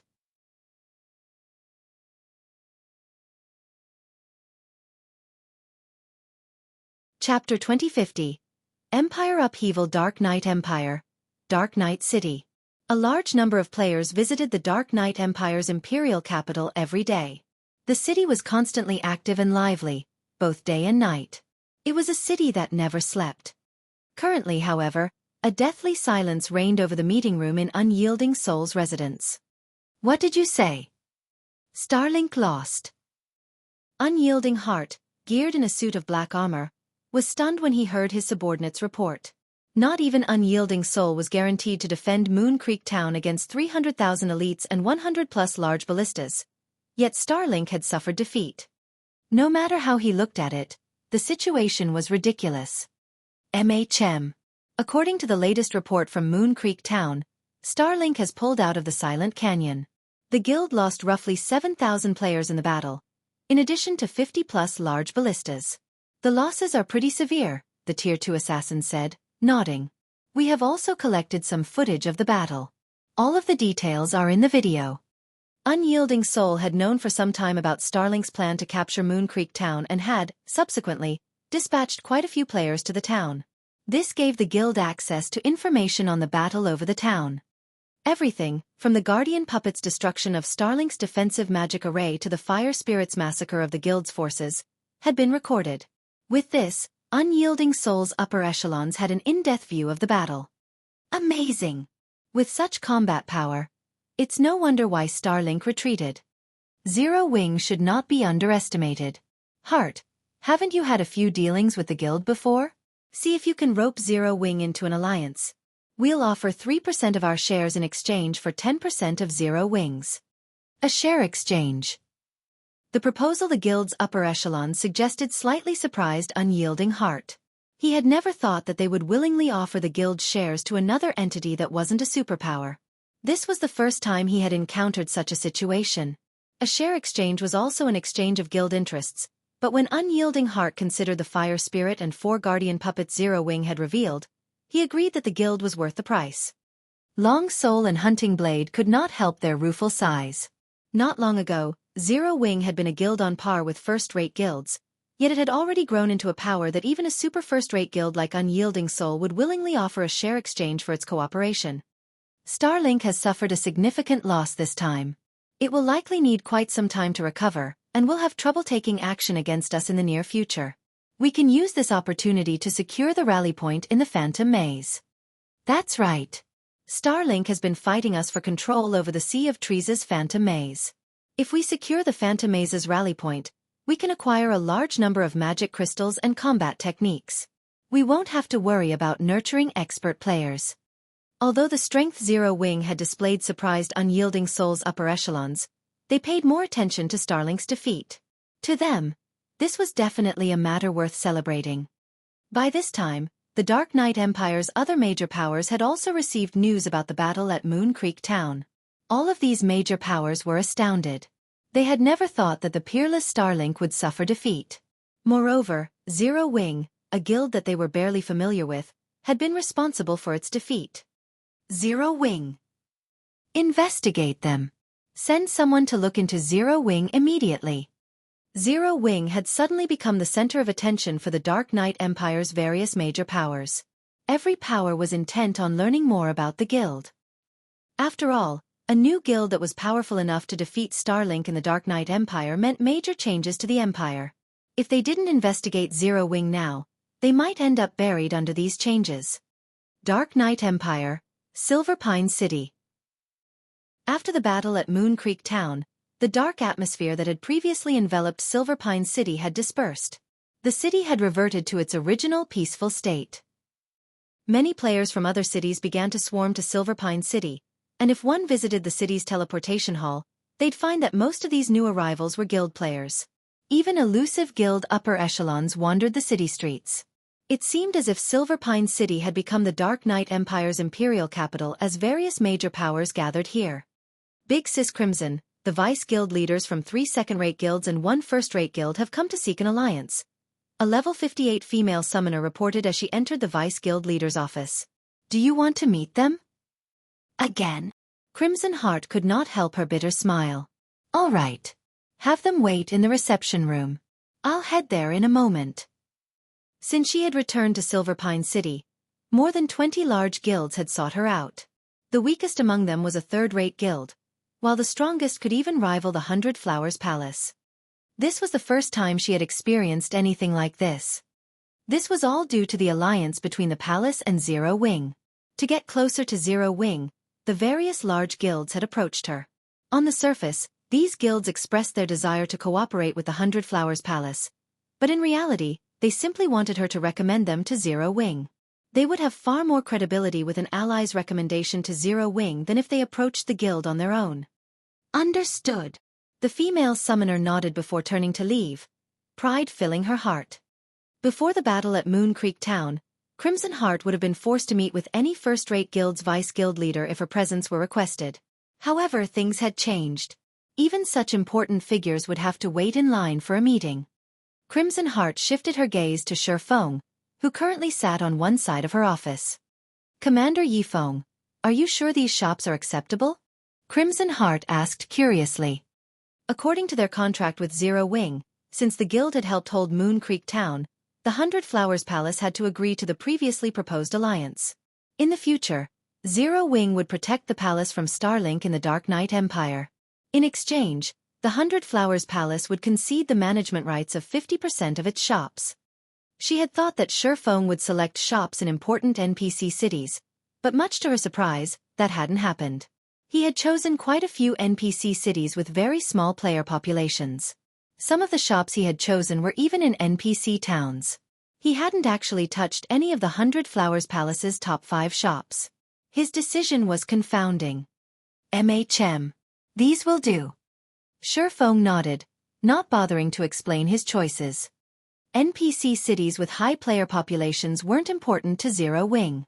It had already joined the Secret Chamber of Commerce and no longer lacked sales channels in major NPC cities. As long as Zero Wing rose within Secret, it would gain access to even more NPC cities. What Zero Wing currently lacked was access to NPC cities and important NPC towns with small player populations. Moreover, he had chosen the 100 Flowers Palace's NPC towns while considering non-bag space material transportation.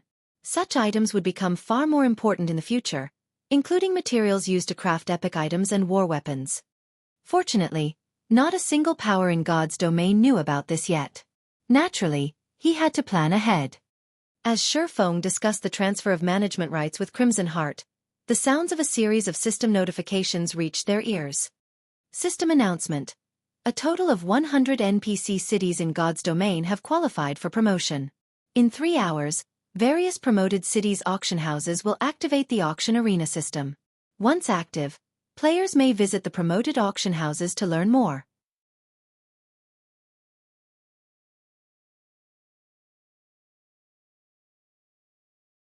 Chapter 2051. Struggle for Hegemony. The system announcement drove God's domain's players into an uproar. They all wanted to learn more about this auction arena system, and the various major powers promptly launched investigations into the matter. To these players, a new game function meant a new opportunity. The power behind this new function was even more important. It was no exaggeration to say that this event could overturn the current status quo in God's domain. Naturally, the various major powers would place great importance on this auction arena system. It's activating already? Shurfeng could not help but frown when he saw the system announcement. He knew that the auction arena system's activation wouldn't be far off after White River City had been promoted, but he hadn't expected it this soon. Although the auction arena system wouldn't bring about as much of a change as a system update, its influence was staggering. The system was related to management rights in NPC cities, which would finally give players a substantial level of control in NPC cities and allow them to manipulate the city's economy. With control of an NPC city's economy, rival powers would have a far more difficult time spreading their influence throughout the city. Moreover, one could secure an extraordinary amount of income from the auction house after securing control of it. The higher a city's player population was, the more profits one could earn from the auction house they controlled. Hence, the auction arena's activation would shake God's domain to its very core, signaling a new era. This would also intensify the competition between the various major powers in the game. This competition between the game's powers would reach new heights. Not only would the Dark Forces participate in the struggle, but the various adventurer teams would join as well. A power did not need to be a guild to take control of a city's auction house, and the auction house's manager didn't need to protect anything. Even a solo player could manage the auction house and earn a massive amount of profits. With such a tempting treasure trove before them, who wouldn't jump at the opportunity? Before today, the various major powers had controlled themselves when competing to protect their foundations from harm, but the auction arena would push them to desperation. Some large guilds, which had been afraid of provoking superpowers, would jump into the competition with these giants without hesitation. The true struggle for dominance in God's domain was about to begin. After Shurfeng settled the management rights transfer for the 100 Flowers Palace's shops, he teleported back to White River City using a return scroll. He did not bother to waste any more time in Silver Pine City. Starmoon Kingdom, White River City. As Shurfeng stepped out of the magic array, he noticed even more players in White River City than before. Despite the teleportation hall's several new floors, the building was still crowded. The number of merchant and lifestyle players, in particular, had significantly increased. However, guild players still made up the majority of White River City's visitors. Sure enough, they've come to investigate, Xueqi thought to himself as he watched the cloaked players move about the hall. With the help of omniscient eyes, he clearly saw the guild emblems these players hid under their black cloaks. Many of these players were from guilds outside of Star Moon Kingdom. There were even some players from superpowers and dark guilds in the teleportation hall. So far, only 100 NPC cities had been promoted and activated the auction arena system. On average, not even every kingdom and empire had an NPC city with an active auction arena. Fortunately, White River City was one of the 100 NPC cities, which had attracted many major powers, all of them wanting to learn more about the auction arena. Xueqi walked to one of the advanced restaurants in the teleportation hall. Melancholic Smile and 30-plus merchant players already waited for him in one of the restaurant's VIP rooms. Guild leader, I've brought all of the 2-star merchant members you requested. Melancholic Smile quietly reported as Xueqi entered the room. Good.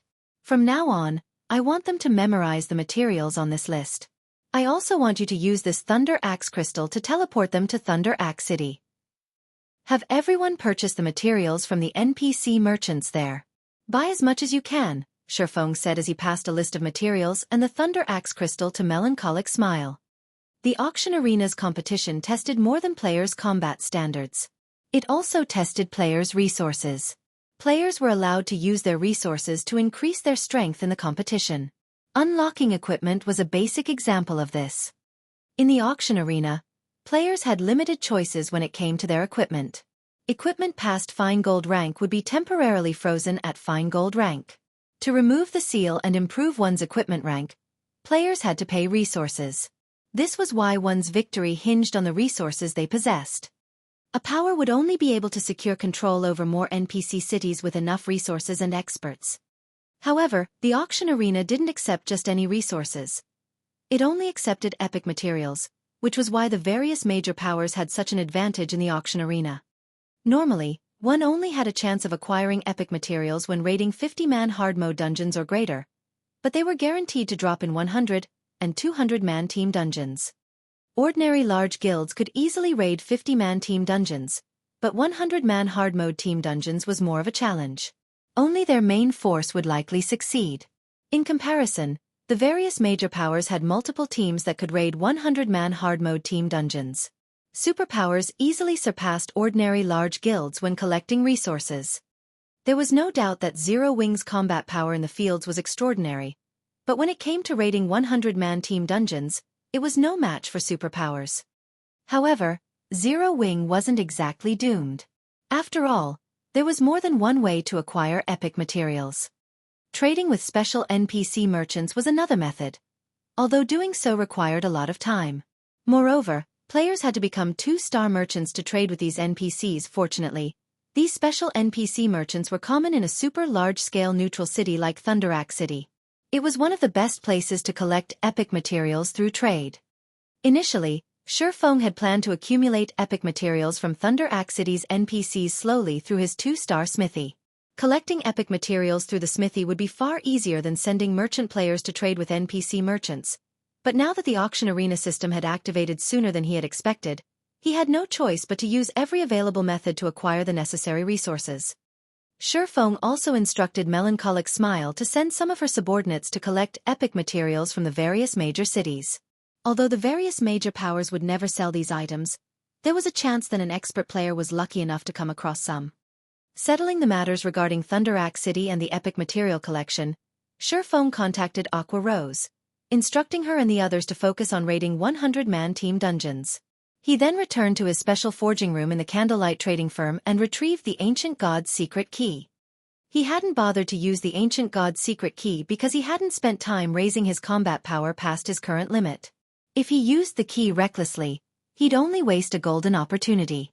Not even God's domain's various superpowers would get many of these chances. However, he had increased his strength as much as possible, and there wasn't a lot of time left before the secret key expired. Xueqi tapped on the key made of red luminary stone, and a silver magic array manifested under his feet. Mana surged toward the magic array, and space seemed to freeze due to the influx.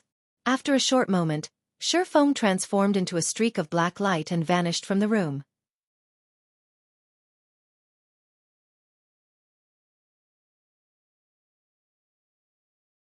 Chapter 2052. Road after Tier 2. After Xueqi activated the ancient god's secret key, he found himself moving through a tunnel of time and space. Various images, visions of God's domain's history, zipped past him. Some images showed the rise of a kingdom, others depicted a war between empires, and some showed heroes as they triumphed. After quite some time, a massive black hole appeared before Xueqi. Countless arcs of pitch-black electricity snaked in and out of this black hole. Even though Xueqi was still far from the black hole, he could sense how powerful the arcs of electricity were. He suspected that these black electric arcs would even turn a Tier 5 being to ash in an instant. As Xueqi fell into the black hole and encountered the black electricity, the magic barrier around his body protected him from harm. In the end, he entered the black hole in one piece. By the time Xueqi recovered from his daze, he stood inside an ancient, dilapidated palace. System. You have discovered the ancient god's maze. System. While inside the ancient god's maze, communication with the outside world is prohibited. Time flows within the maze as it does in the real world. You will automatically be transported out of the ancient god's maze in the event of your death. So, this is the trial ground. The system notification didn't particularly surprise Xueqi. After all, he currently stood in a place the ancient gods had left behind. Severed communication and the altered flow of time were normal. He was far more interested in the maze's environment. Aside from the tightly shut stone doors, there were no paths leading further into. However, this palace's mana density was incredibly high. Even zero-wing cities paled in comparison. The environment was a godsend to Xueqi. Not only could players exhibit greater strength while in a high mana environment, but they would also recover their stamina and concentration much faster. Players could continue to fight without worrying about running out of the resources. Following which, Xueqi approached the tightly shut doors. Many divine runes had been carved into the doors, which were made entirely of black luminary stone. The closer Xueqi got to the doors, the more pressure he felt from them. He felt that the door's aura was no weaker than that of a Tier 5 NPC. System. You have discovered the ancient god's gate. You may choose one of 4 difficulties: normal, hard, hell, and Azura. No changes will be allowed once you have made your selection. Please choose carefully. There are 4 difficulties? Xueqi was stunned when he heard the system notification. He remembered that after using the ancient god's secret key, one should only have 3 difficulties to choose from: normal, hard, and hell. The secret keys trial had the same difficulty modes as dungeons in the outside world. As a result, many players who had challenged the ancient god's secret keys trial had taken the difficulty selection too lightly, wasting their golden opportunity. Ordinary experts had no trouble raiding normal mode dungeons. In fact, they usually raided hard mode. However, peak experts accepted nothing less than hell mode dungeons. Most peak experts considered weaker modes an insult to their strength. In the end, however, ordinary experts proved incapable of even clearing the normal mode trial. Peak experts had even been rendered powerless when challenging the hard mode trial. This was why many players who had obtained an ancient god's secret key had wasted their opportunities in the past. One would have a high chance of earning an epic item if they could complete the normal mode trial. Completing the hard mode trial could award players several epic items, with a small chance of obtaining a fragmented legendary item. Finally, completing hell mode gave players a high chance of acquiring a fragmented legendary item. However, Xueqi had never heard of an Azura mode. Why wouldn't it surprise him? This turn of events left Xueqi unsure of which difficulty he should choose. The ancient god's secret keys trial scaled to the challenger's level. As such, it was far more important for the player to improve their combat and equipment standards, rather than increase their level. Xueqi had intended to challenge hell mode and pray for a fragmented legendary item, and he had been relatively confident in succeeding. The discovery of an Azura mode, however, put him in a bind. The difficulty of the secret keys trial increased substantially with each difficulty mode. Of course, if one succeeded, they'd be handsomely rewarded. He was almost certain of completing hell mode, but he'd likely have a hard time if he chose Azura mode. Nothing ventured, nothing gained. Let's go with Azura mode. After giving the matter some thought, Xueqi chose Azura mode. Although he knew he'd have a high chance of earning a fragmented legendary item if he cleared Hell mode, it wasn't a guaranteed drop. Based on the trial's setting, however, he should be guaranteed a fragmented legendary item if he cleared Azura mode. Rather than gamble on Hell mode, he might as well take the risk and challenge Azura mode. 2 epic items would be of little help to him or Zero Wing. Only fragmented legendary items could bring about significant changes. As players reached higher levels and improved their combat standards, epic items would become more common in God's domain. Zero Wing could still rely on its numerous epic items to contend with Superpower's peak experts, but as time passed, the low quantity and quality of Zero Wing's peak experts would begin to show.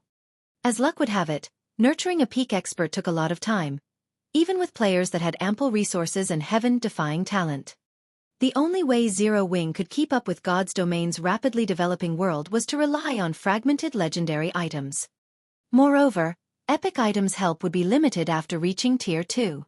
Tier 3 had been a massive turning point in God's domain in the past. Countless powers had risen to prominence or fallen into the pits of hell when the Tier 3 era had begun.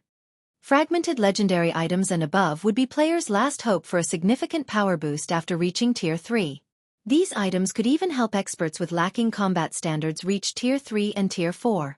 This was why guilds with fragmented legendary items had more Tier 3 and 4 experts than guilds that did not. Every additional fragmented legendary item Zero Wing gained would ensure one more Tier 3 or 4 experts to support it in the future. Since the Azura mode could guarantee a fragmented legendary item, he had no choice but to choose the difficulty. Once Xueqi made his decision, the ancient god's gate released a golden light. The doors slowly parted to reveal a dark corridor. Sure enough, this trial won't be that simple. Xueqi's expression tensed slightly as he stared down the dark corridor, his instincts screaming that danger awaited him. He could already see multiple skeletons strewn along the corridor's sides from its entrance. The skeletons all wore excellent equipment, every piece radiating with the glow unique to epic equipment. The skeleton's armor was clearly damaged beyond repair. It was easy to imagine how difficult the Azura mode trial was. Those unfamiliar with God's domain would most likely treat these skeletal corpses as mere decorations. But Xueqi, who had experienced more than a decade in God's domain, knew that wasn't the case. Rather, they were a warning. Epic items were extraordinary, and they weren't easy to damage. This held true for both players' items and NPCs. Taking a deep breath, Xueqi summoned the fire spirit and instructed it to lead the way. The instant the fire spirit stepped through the gate, a furious roar echoed from the corridor's depths, so loud that Xueqi had to cover his ears. This roar was particularly familiar to Xueqi. A dragon's roar.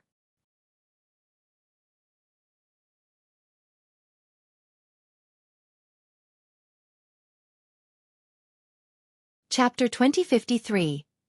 Epic Armor Kit Fragment.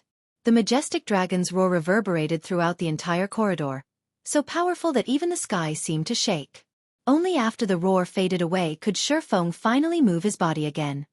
However, after the roar ended, both Xueqi and the fire spirit received a debuff called Dragon's Might, which reduced their reaction speed by 20%, movement speed by 30%, and physique by 15%. They also couldn't receive any buffs from skills and spells. So, this is Azura mode? Xueqi was astonished as he looked at the debuff he and the fire spirit had received. The reduction in physique and speed was only secondary. The crucial point was the inability to receive buffs. This meant that even berserk skills were useless.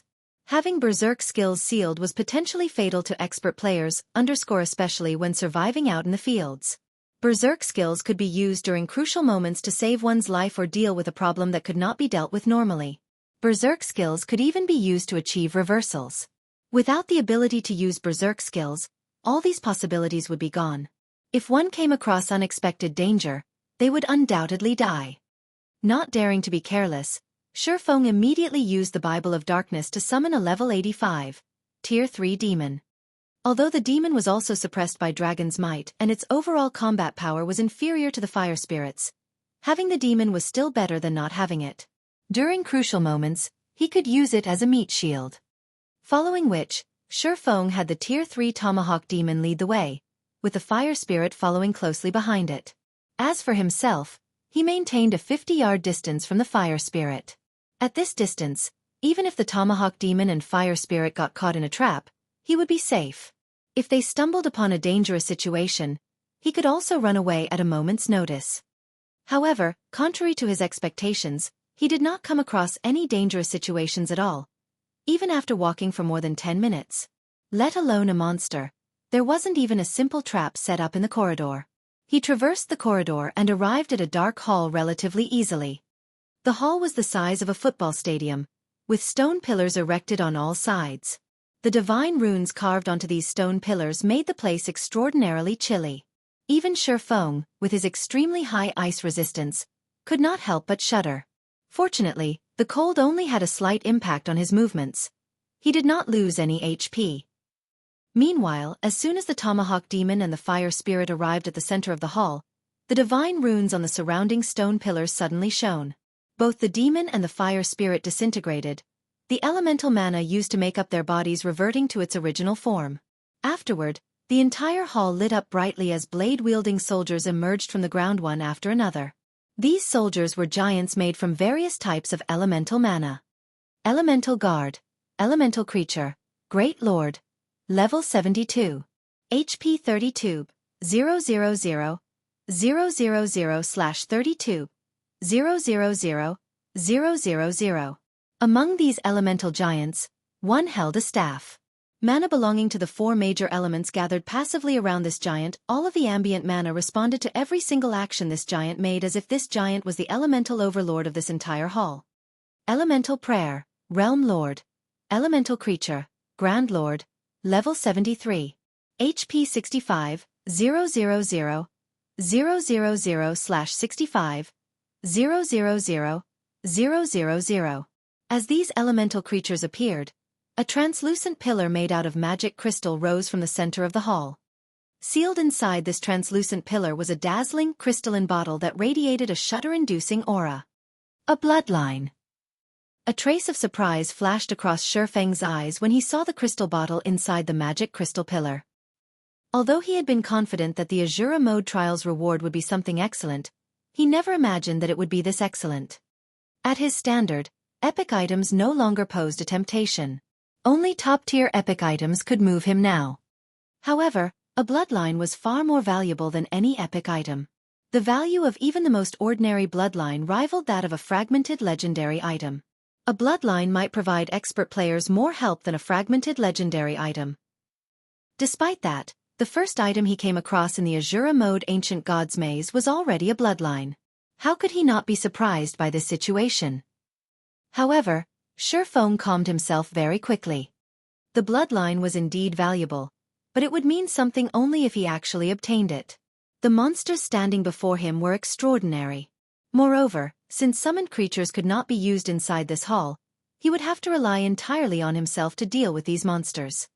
However, with just a rough glance, he already spotted more than 200 Great Lord-ranked elemental guards. The elemental prayer standing at the center of the hall was even a realm lord, an existence whose combat power far surpassed that of monsters of the same rank and level. Against such a force, even a level 70, 100-man expert team would not be a match. In a situation where berserk skills and summoned creatures could not be used, even Xueqi would have no choice but to turn tail and run when coming across the elemental prayer. It wasn't because his combat power was inadequate. After all, his current weapons and equipment were already beyond extraordinary. He could easily contend against a Grand Lord of the same level. The problem was that the elemental prayer had too much HP. Before he could whittle down the elemental prayer would have long since killed him. Let's give it a try. Looking at the bloodline stored within the central pillar, Xueqi still decided to attempt the trial. Unlike other trials, the Ancient God's Secret Keys trials allowed players to head to other locations to search for treasures, even if they could not pass a particular hurdle. Each location would have varying difficulties. Only if players died would their time in the trial come to an end. However, it would be such a pity to simply abandon the bloodline and search the other locations. After all, not every location would contain treasures rivaling fragmented legendary items. Other locations in this Azura Mode trial might contain only epic items. Following which, Xueqi moved to a corner of the hall and started luring the elemental guards over, one after another. He planned to clear out the elemental guards first before dealing with the elemental prayer. If he tried fighting the elemental prayer and the elemental guards together, he would definitely die a very swift death. Faced with the 4-meter-tall elemental guards, an ordinary Tier 2 expert would have long since run away. However, the elemental guards posed no trouble for Xueqi, as his strength already rivaled that of great lords of the same level. The elemental guard that discovered Xueqi charged at him without hesitation, the great sword in its hands transforming into numerous phantoms as the blade slashed down on Xueqi's head. Tier 3 skill, Shadow Entanglement. Each phantom carried 120% of the elemental guard's strength, and all 7 phantoms struck down at Xueqi from different directions. Even a Tier 2 expert would be killed instantly if they were not careful. However, these attacks were nothing before Xueqi. Crisscrossing the abyssal blade and killing ray, he deflected 2 of the 7 phantom swords toward the other phantom swords, neutralizing the attack in the blink of an eye. Xueqi received no damage at all. Following which, he stabbed the elemental guard's elemental core. Minus 43,574. He dealt a critical hit when striking the core. The elemental guard's HP promptly fell by a visible chunk. Afterward, Xueqi stabbed the elemental core once more with his other sword. As the battle wore on, the elemental guard's HP continuously decreased.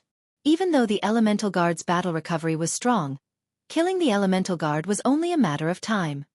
If another Tier 2 expert were here, they would definitely be shocked by the current scene playing out. A Tier 2 player was actually overwhelming a level 72 Great Lord without using any skills or spells, a feat that even peak experts of the same level could not achieve. However, while Xueqi was indeed capable of killing the elemental guard, at the end of the day, it was still a bona fide Great Lord. Even after he started using skills, he still took close to 8 minutes to finish off the elemental guard. After the elemental guard fell, it dropped several items. When Xueqi took a look at his experience bar, he frowned involuntarily. He had gone through great pains to kill a Great Lord, yet he was awarded only a pitiful amount of EXP, at the standard of a lord of the same level. However, when Xueqi recalled that this was an ancient god's trial, he found the situation understandable. Great Lord-ranked monsters were relatively rare in the outside world. Now, however, there was a bunch of Great Lords before him. If every one of these Great Lords gave normal amounts of EXP, then his leveling speed would be absurd. Afterward, Xueqi collected the loot on the ground. Just as he was about to lure another elemental guard, he suddenly took note of one of the items he was holding. An epic armor kit fragment?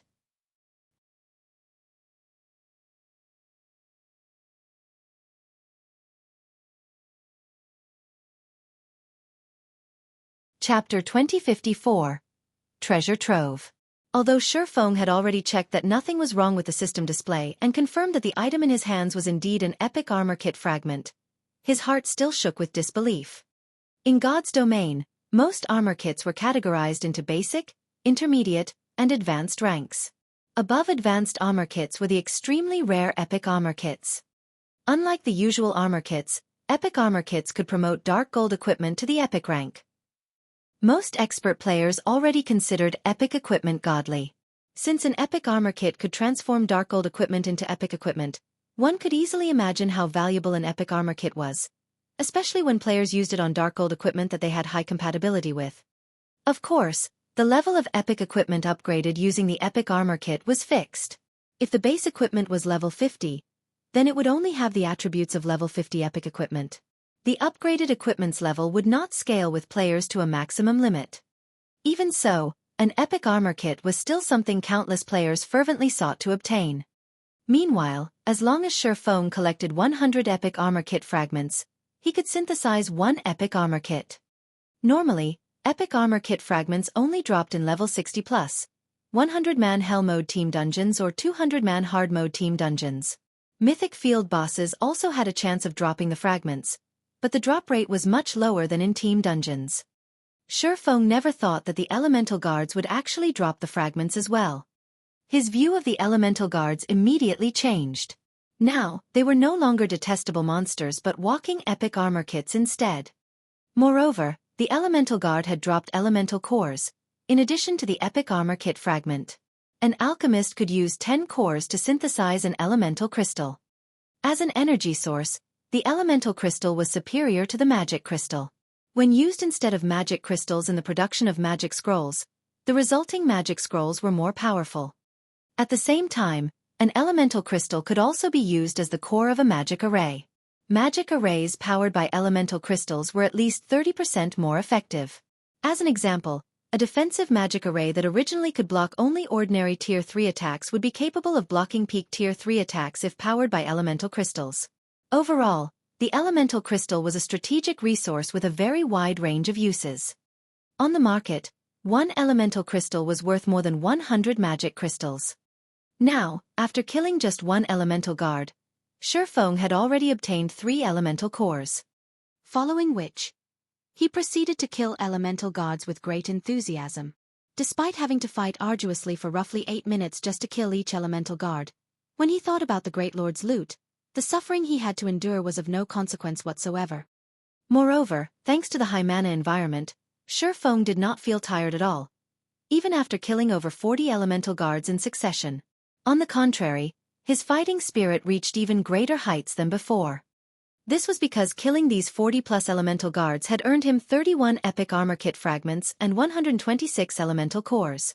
The various large guilds would go mad with envy if they learned about this harvest. After all, during his previous life, a 100-man expert team would have to work tirelessly for more than half a day just to obtain 2 or 3 epic armor kit fragments. Meanwhile, he had only grinded for 6 hours, yet he had already reaped many times more than that. This harvest was simply frightening. However, despite the great harvest, Xueqi did not continue grinding. Time in the ancient god's maze flowed at the same rate as in the real world. Since he had grinded in the maze for 6 hours already, 6 hours had also passed in the real world. In addition, it had been a long time since he had logged out of God's domain. Even if his avatar inside God's domain was still in a spirited state, his body in the real world needed a certain degree of activity to remain healthy. Following which, Xueqi chose to log out of God's domain and rest. When he climbed out of his virtual gaming cabin, the sun outside the window had already risen to its highest point. However, the scenery at Ouroboros's main headquarters was much better than that of the Greenwater Villa. He could see the entire city from his room, unlike before. Meanwhile, ever since Zero Wing gained its new headquarters, its development speed had skyrocketed with the recruitment of a large number of experts with great potential. It now had over 2,000 internal members.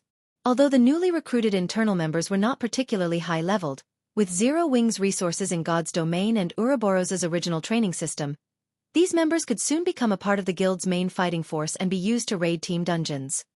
In God's domain, the best place to obtain a large number of resources and high-ranking equipment was undoubtedly team dungeons. This was also the reason why Zero Wing was never able to match up against the various first-rate guilds and superpowers.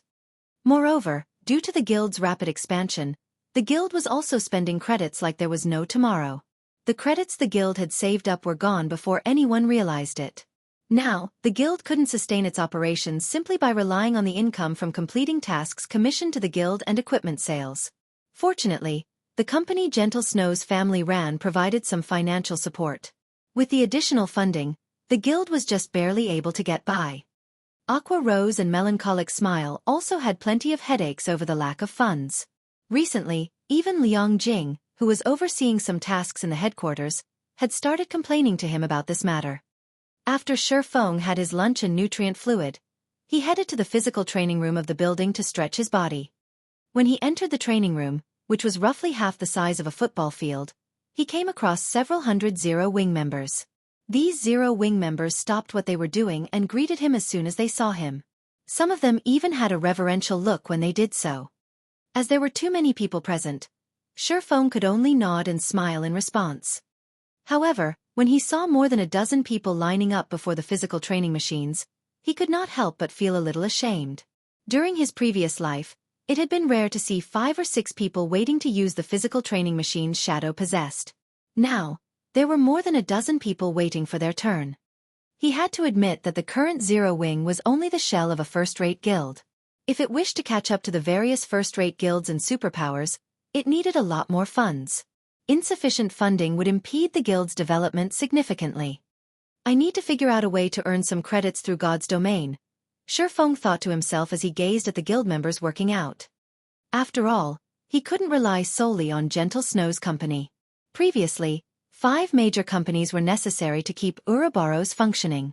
Although the current Zero Wing wasn't as large as the past Ouroboros, sustaining its operations with just one major company was still impossible. Roughly 1 hour into Shifeng's training, Blackie suddenly rushed into the training room, an anxious expression on his face. Did something happen? Shifeng asked curiously. Something big happened. Representatives of the Blackwater Corporation have come to talk with us. Blackie said in a panic as he looked at Shifeng.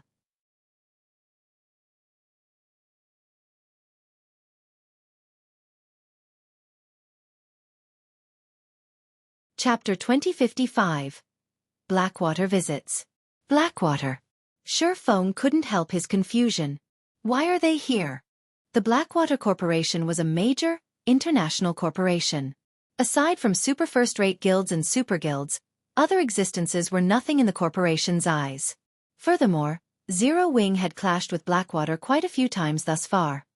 Our guild has been prospering in the Or Empire recently. Maybe they're here to warn us away? Blackie wondered aloud after calming down. Why don't we just leave them hanging?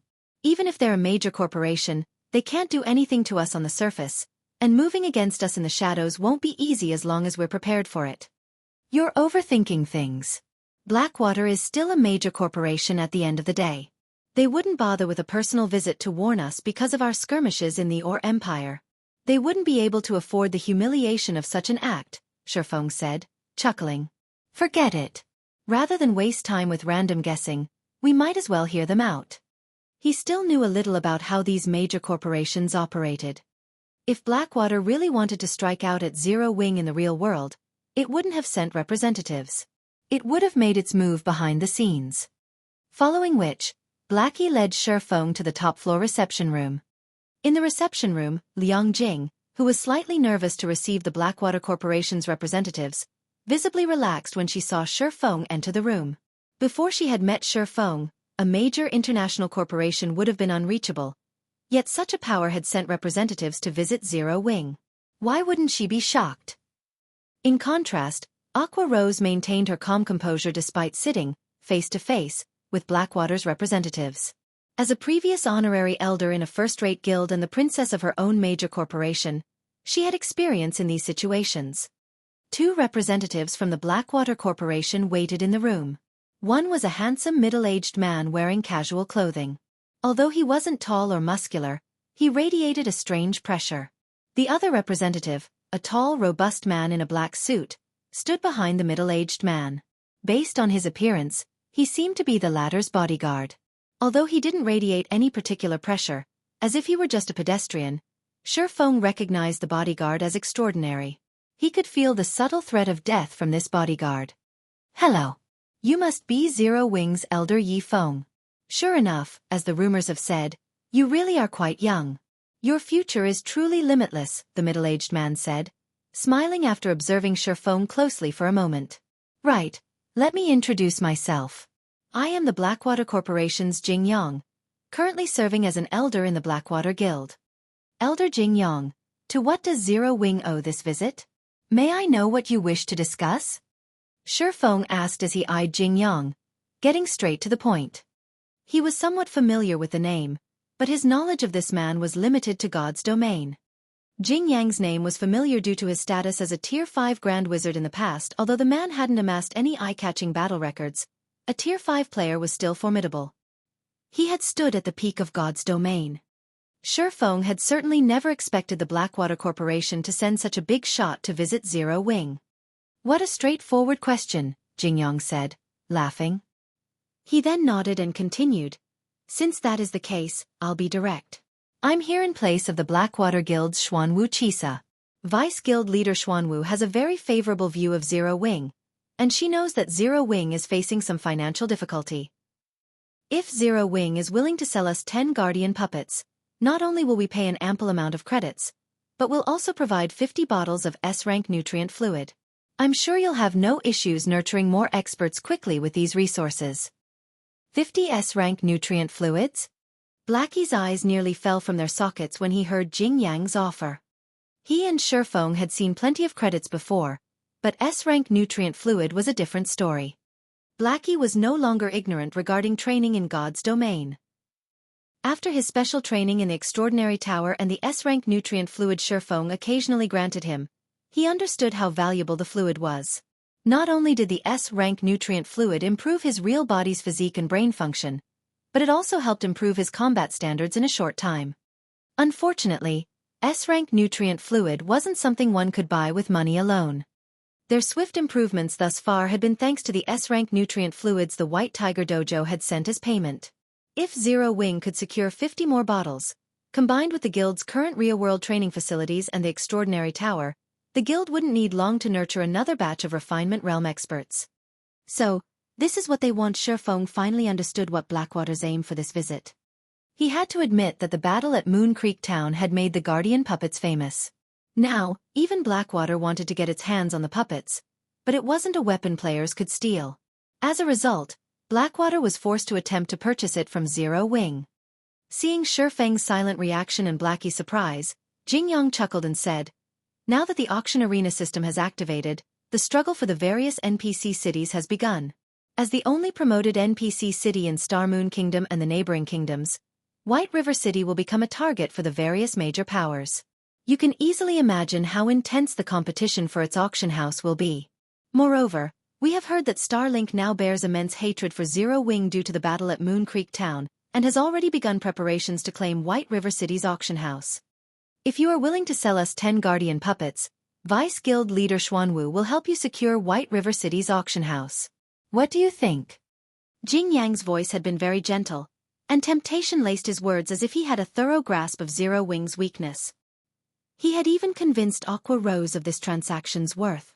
Setting aside the 50 bottles of S-rank nutrient fluids, the offer to help Zero Wing secure White River City's auction house made the transaction worthwhile. The struggles for an NPC city's auction house weren't like combat in the field and siege battles. It was a competition that heavily relied on the number of experts and resources one possessed. Compared to Starlink, Zero Wing severely lacked both aspects. However, if Zero Wing had Xuanwu Chi's assistance, one of Blackwater's Vice Guild leaders, securing White River City's auction house was almost guaranteed. Moreover, Zero Wing desperately needed operating funds. If the guild received a large income of credits, its development could skyrocket. When Jing Yang saw the yearning looks on both Aqua Rose and Blackie's faces, he was not surprised in the least. Blackwater's conditions were quite generous, offering exactly what Zero Wing currently needed. All they had to do was sign the contract and seal the deal. However, after giving the matter some thought, Xueqi looked at Jing Yang and earnestly replied, "I'm sorry, but we refuse."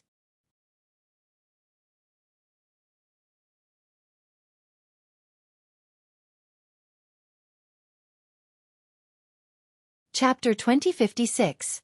You'll regret it.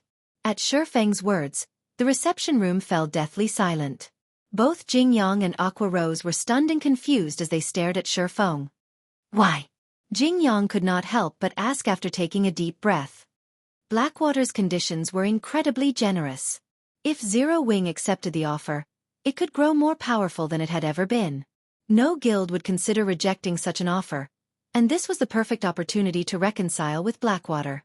It was always better to have another ally than an extra enemy in God's domain. The Guardian puppet was a very powerful war weapon, first-rate whether protecting a town or attacking it. Other war weapons couldn't hold a candle to it, but it was only powerful right now. As players reached higher levels in Tier 3, the Guardian puppet would become obsolete. At most, one could rely on it as a slightly tougher Tier 3 combatant. In his opinion, Xueqi should be more than willing to agree with Blackwater's conditions. It should already be an honor for Zero Wing that Blackwater had paid a personal visit. Other first-rate guilds couldn't even qualify for the corporation's attention. Yet Zero Wing was unappreciative of Blackwater's goodwill. "It's nothing major. The price your guild has offered is just too low, so we don't wish to sell," Xueqi replied in an extremely calm tone. "Low?" Jing Yang was stunned. Softly he asked, "How much do you want then?" "In addition to the credits, I want 100 bottles of S-rank nutrient fluid and 10 high-potential shops in major NPC cities," Xueqi said after giving the matter some thought. Both Aqua Rose and Blackie turned to their guild leader in shock, gaping. 100 bottles of S-rank nutrient fluid. Not even the White Tiger Dojo could afford such a price. Even a major corporation like Blackwater would feel a sting if it gave away 100 bottles. Furthermore, Xueqi wanted high-potential shops as well. Not even 10,000 gold was enough to purchase such things. 10 shops would equate more than 100,000 gold. Are you insane? Jingyang demanded. Do you know how much money 100 bottles of S-rank nutrient fluid and 10 high-potential shops are worth? He wondered if Xueqi was trying to challenge his bottom line. He could accept paying 100 bottles of S-rank nutrient fluid, but asking for 10 shops was a joke. The Guardian Puppet's value would decrease as players reached higher levels, but major NPC city shops would not. Their value would only increase as time passed. More players joined God's domain each day, and owning high-potential shops guaranteed a stable income. Even leasing these shops to others would generate substantial profits. To put it simply, the Guardian Puppet's value couldn't compare to that of high-potential shops. Not even 4 Guardian Puppets were worth a shop in a major NPC city, let alone a one-on-one trade.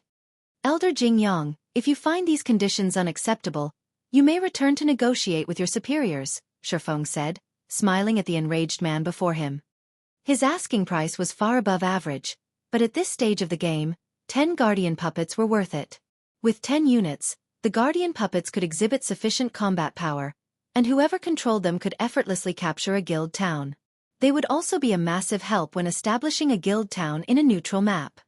If he didn't need the S-rank nutrient fluids and credits so desperately, he wouldn't have even considered selling the Guardian Puppets to Blackwater. Constructing 10 puppets wouldn't be easy, and the materials were quite rare. Young man, you shouldn't be too greedy. Zero Wing will only benefit in the future if it secures Blackwater's friendship. Forget about the high-potential shops, Jingyang said after calming himself down. He then looked at Xueqi and stated his final price: 70 bottles of S-rank nutrient fluid, as well as the conditions I mentioned previously. Take care as you leave. I won't be able to see you off. Xueqi said. Very good. You'll regret this decision. Jingyang nearly spat blood when he heard Xueqi's response. He left the room in a huff, not wanting to linger in Zero Wing's headquarters a moment longer. After Jingyang left, both Aqua Rose and Liang Jing, who had witnessed the entire conversation from a corner of the room, turned to stare at Xueqi in befuddlement. They also could not help but admire Xueqi. That was 70 bottles of S-rank nutrient fluid they were talking about. Yet, despite the temptation of Blackwater's offer or its threats, Xueqi had remained unfazed. After Jingyang left Zero Wing's headquarters, he contacted Xuanwu and updated her on the negotiations outcome. What an interesting person, Xuanwu could not help her smile. Even though Zero Wing's existence is on the line, he insists on keeping a tight grip on the Guardian Puppets. In my opinion, Zero Wing is not worthy of your attention, Vice Guild Leader. They have no idea that Starlink isn't the only guild targeting them and that many other superpowers have set their sights on White River City. They don't realize the lifeline we're offering. They will regret their decision today, Jingyang said, sneering. In truth, he had visited Zero Wing's headquarters for 2 reasons. The first reason was for business. The second was to determine whether Zero Wing qualified to become one of Blackwater's puppets. However, it would seem that the guild's members were simply ignorant fools. All right. Enough. Return for now. We still have much to do, Xuanwu said before disconnecting the call. She did not bother to comment further on the matter. Once the negotiations with Blackwater came to an end, Xueqi received Zero Wing's latest status report from Aqua Rose and Blackie. The guild continued to develop rapidly, especially regarding member recruitment. Zero Wing's elite member count now exceeded 400,000, and more than 4,000 expert members operated in Star Moon Kingdom. The guild's growth was frightening. Xueqi had to admit that the battles in the Witch's Hill and near Moon Creek Town had elevated Zero Wing's fame and reputation. Now, many previously hesitant elite and expert players had finally decided to join Zero Wing. In addition, Fire Dance and Zero Wing's other main force members had finished training in the Extraordinary Tower, splitting up into multiple 100-man teams to raid level 60 team dungeons. Their raid progression had also been impressive. They'd likely obtain the first clear of Star Moon Kingdom's various 100-man team dungeons in a few more days. The lack of funds was the only problem now, giving Aqua Rose and Blackie plenty of headaches. In response, Xuefeng agreed to rent Zero-Wing City's shops for credits, reducing the guild's coin income. After Xuefeng had assigned tasks, he returned to his room and logged back into God's domain.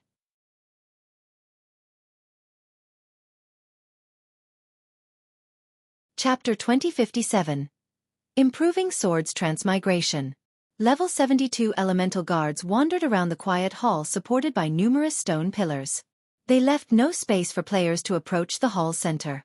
As one approached the central crystal pillar, the elemental guards closed ranks. The moment Xuefeng logged back into the game, he returned to clearing out these elemental guards. Blackwater's sudden business proposition and Zero-Wing's rapid development had helped Xuefeng realize that his guild's development had reached a bottleneck. Growing further would be painfully difficult with the guild's financial predicament. Nowadays, Zero-Wing's fame and territory were growing. The guild's member count also continued to rise. Although he had been working to secure Zero-Wing's foundations and had restricted the recruitment conditions further, the guild had still reached its financial limit. Even an outsider like Blackwater could see this. It was easy to imagine that other guilds had also noticed Zero-Wing's struggles. Normally, a guild would attempt to negotiate with companies and corporations for investment once it reached a developmental bottleneck. Shadow had been the same in the past due to the guild's rapid development. The guild had desperately needed capital. Only after receiving several large companies' investments did the guild continue its development, eventually becoming a second-rate guild. This was the most common option for upstart guilds, although it also scattered the guild's shares, decreasing its cohesion. Of course, there was another method to break past this bottleneck. A guild could maintain its state or reduce its member count, ultimately slowing its development speed. Normally, Xuefeng might have chosen that option. At worst, it would allow other guilds to surpass Zero-Wing. However, now that the auction arena system had activated, the competition between the various major powers had reached a peak. If Zero-Wing's competition surpassed it now, it wouldn't be surprising if the guild were removed from God's domain entirely. Hence, deliberately stifling Zero-Wing's development would only ensure a slow and imminent death. Since he didn't wish to share the guild's authority or abandon its phenomenal development speed, there was only one option available. He had to earn a large sum of credits through God's domain. Xuefeng hadn't had the means to do so in the past.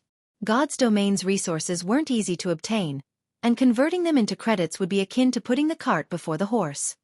However, things were different in this life. Once he had entered the ancient god's secret maze, Xuefeng had realized that acquiring a large number of credits through the game wasn't necessarily impossible. The elemental cores. Not only could one synthesize elemental cores into elemental crystals, but they could also trade the cores for stamina gemstones from the Sea of Illusion's 4-star wandering merchants. Stamina was imperative to every player. Players' stamina largely restricted their activity in the fields. Hence, items that could increase one's stamina or stamina regeneration were immensely valuable in God's domain. Players could bind stamina gemstones to their equipment to improve their recovery rate.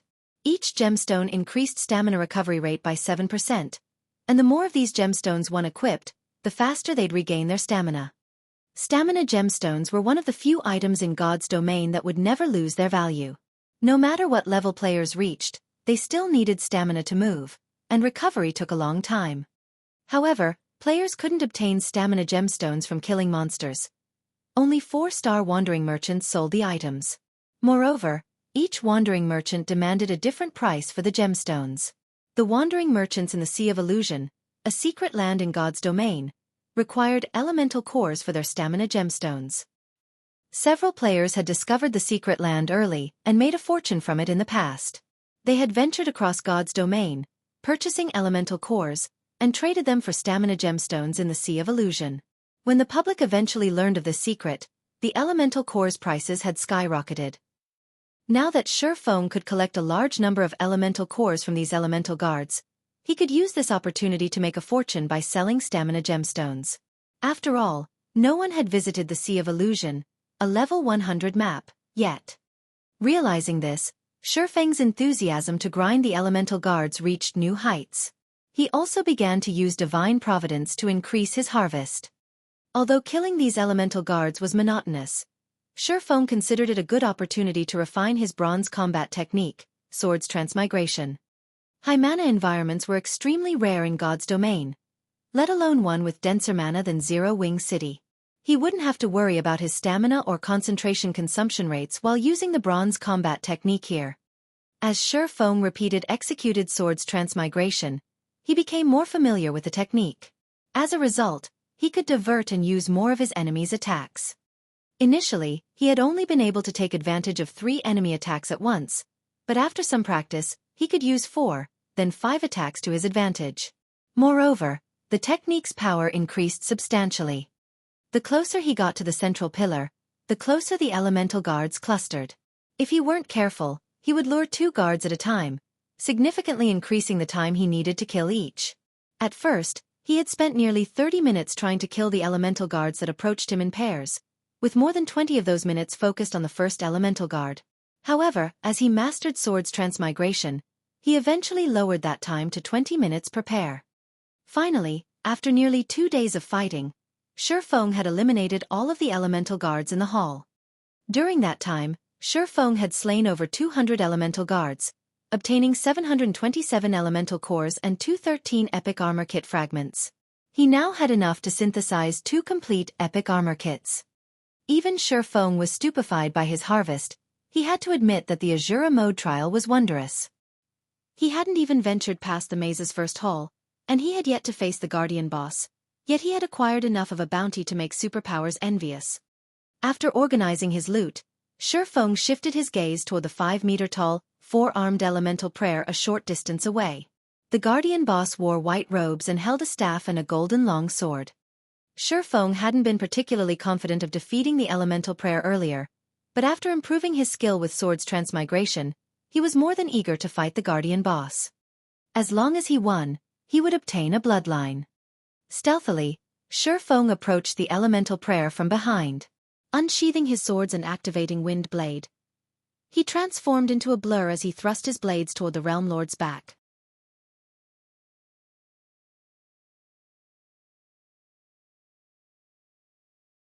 Chapter 2058. Fighting the Realm Lord. Although Xueqi's movement speed was very high, the elemental prayer was a Realm Lord. Not only would it have increased combat power within its territory, but it could also suppress enemies. These 2 effects made the Realm Lord far more powerful than ordinary monsters of the same rank and level. The instant Xueqi moved within 50 yards of the elemental prayer, he felt his body grow heavier. His speed significantly decreased as well. The gravity around it is so powerful?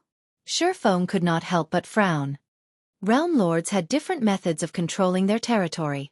Some manipulated physical objects to attack players, while others suppressed players' basic attributes. The most troublesome Realm Lords were those that could control their environment. Realm Lords with environmental control could transform the area around them into a sea of fire or an icy hell. There were also some Realm Lords like the Elemental Prayer that could increase the gravitational force around them. For players, increased gravitational force was far more frightening than movement speed reduction. More gravitational pull would slow every movement they made. The Elemental Prayer discovered Xueqi the moment he entered its domain, and it began to chant a spell and wave its staff. Suddenly, over 20 wind blades flew at Xueqi. At the same time, rocky spikes began to emerge from the ground under his feet. The Guardian boss had needed no time at all to complete its double cast. Xueqi had no choice but to jump up to dodge the rock spikes. Unfortunately, while he was airborne, he wasn't able to dodge the wind blades that had arrived a moment later. Without being able to dodge the wind blades, Xueqi's only option was to receive the magical attack with his sword. Sword's orbit. Boom, boom, boom. The instant Xueqi's swords collided with the wind blades, he felt as if he had batted away a cannonball. His arm felt slightly numb from the impact of a single collision. Moreover, the numbness lingered for longer periods with each subsequent deflection. With the increased gravitational force slowing his reactions, Xueqi began to struggle to keep up with the wind blades' attacks after a few clashes. Seeing so many wind blades left, Xueqi activated Defensive Blade to block the remainder of the Elemental Prayer's first round of attacks. So strong. When Xueqi landed and noticed the Elemental Prayer double casting again, he could only stare at the Realm Lord for a moment in astonishment.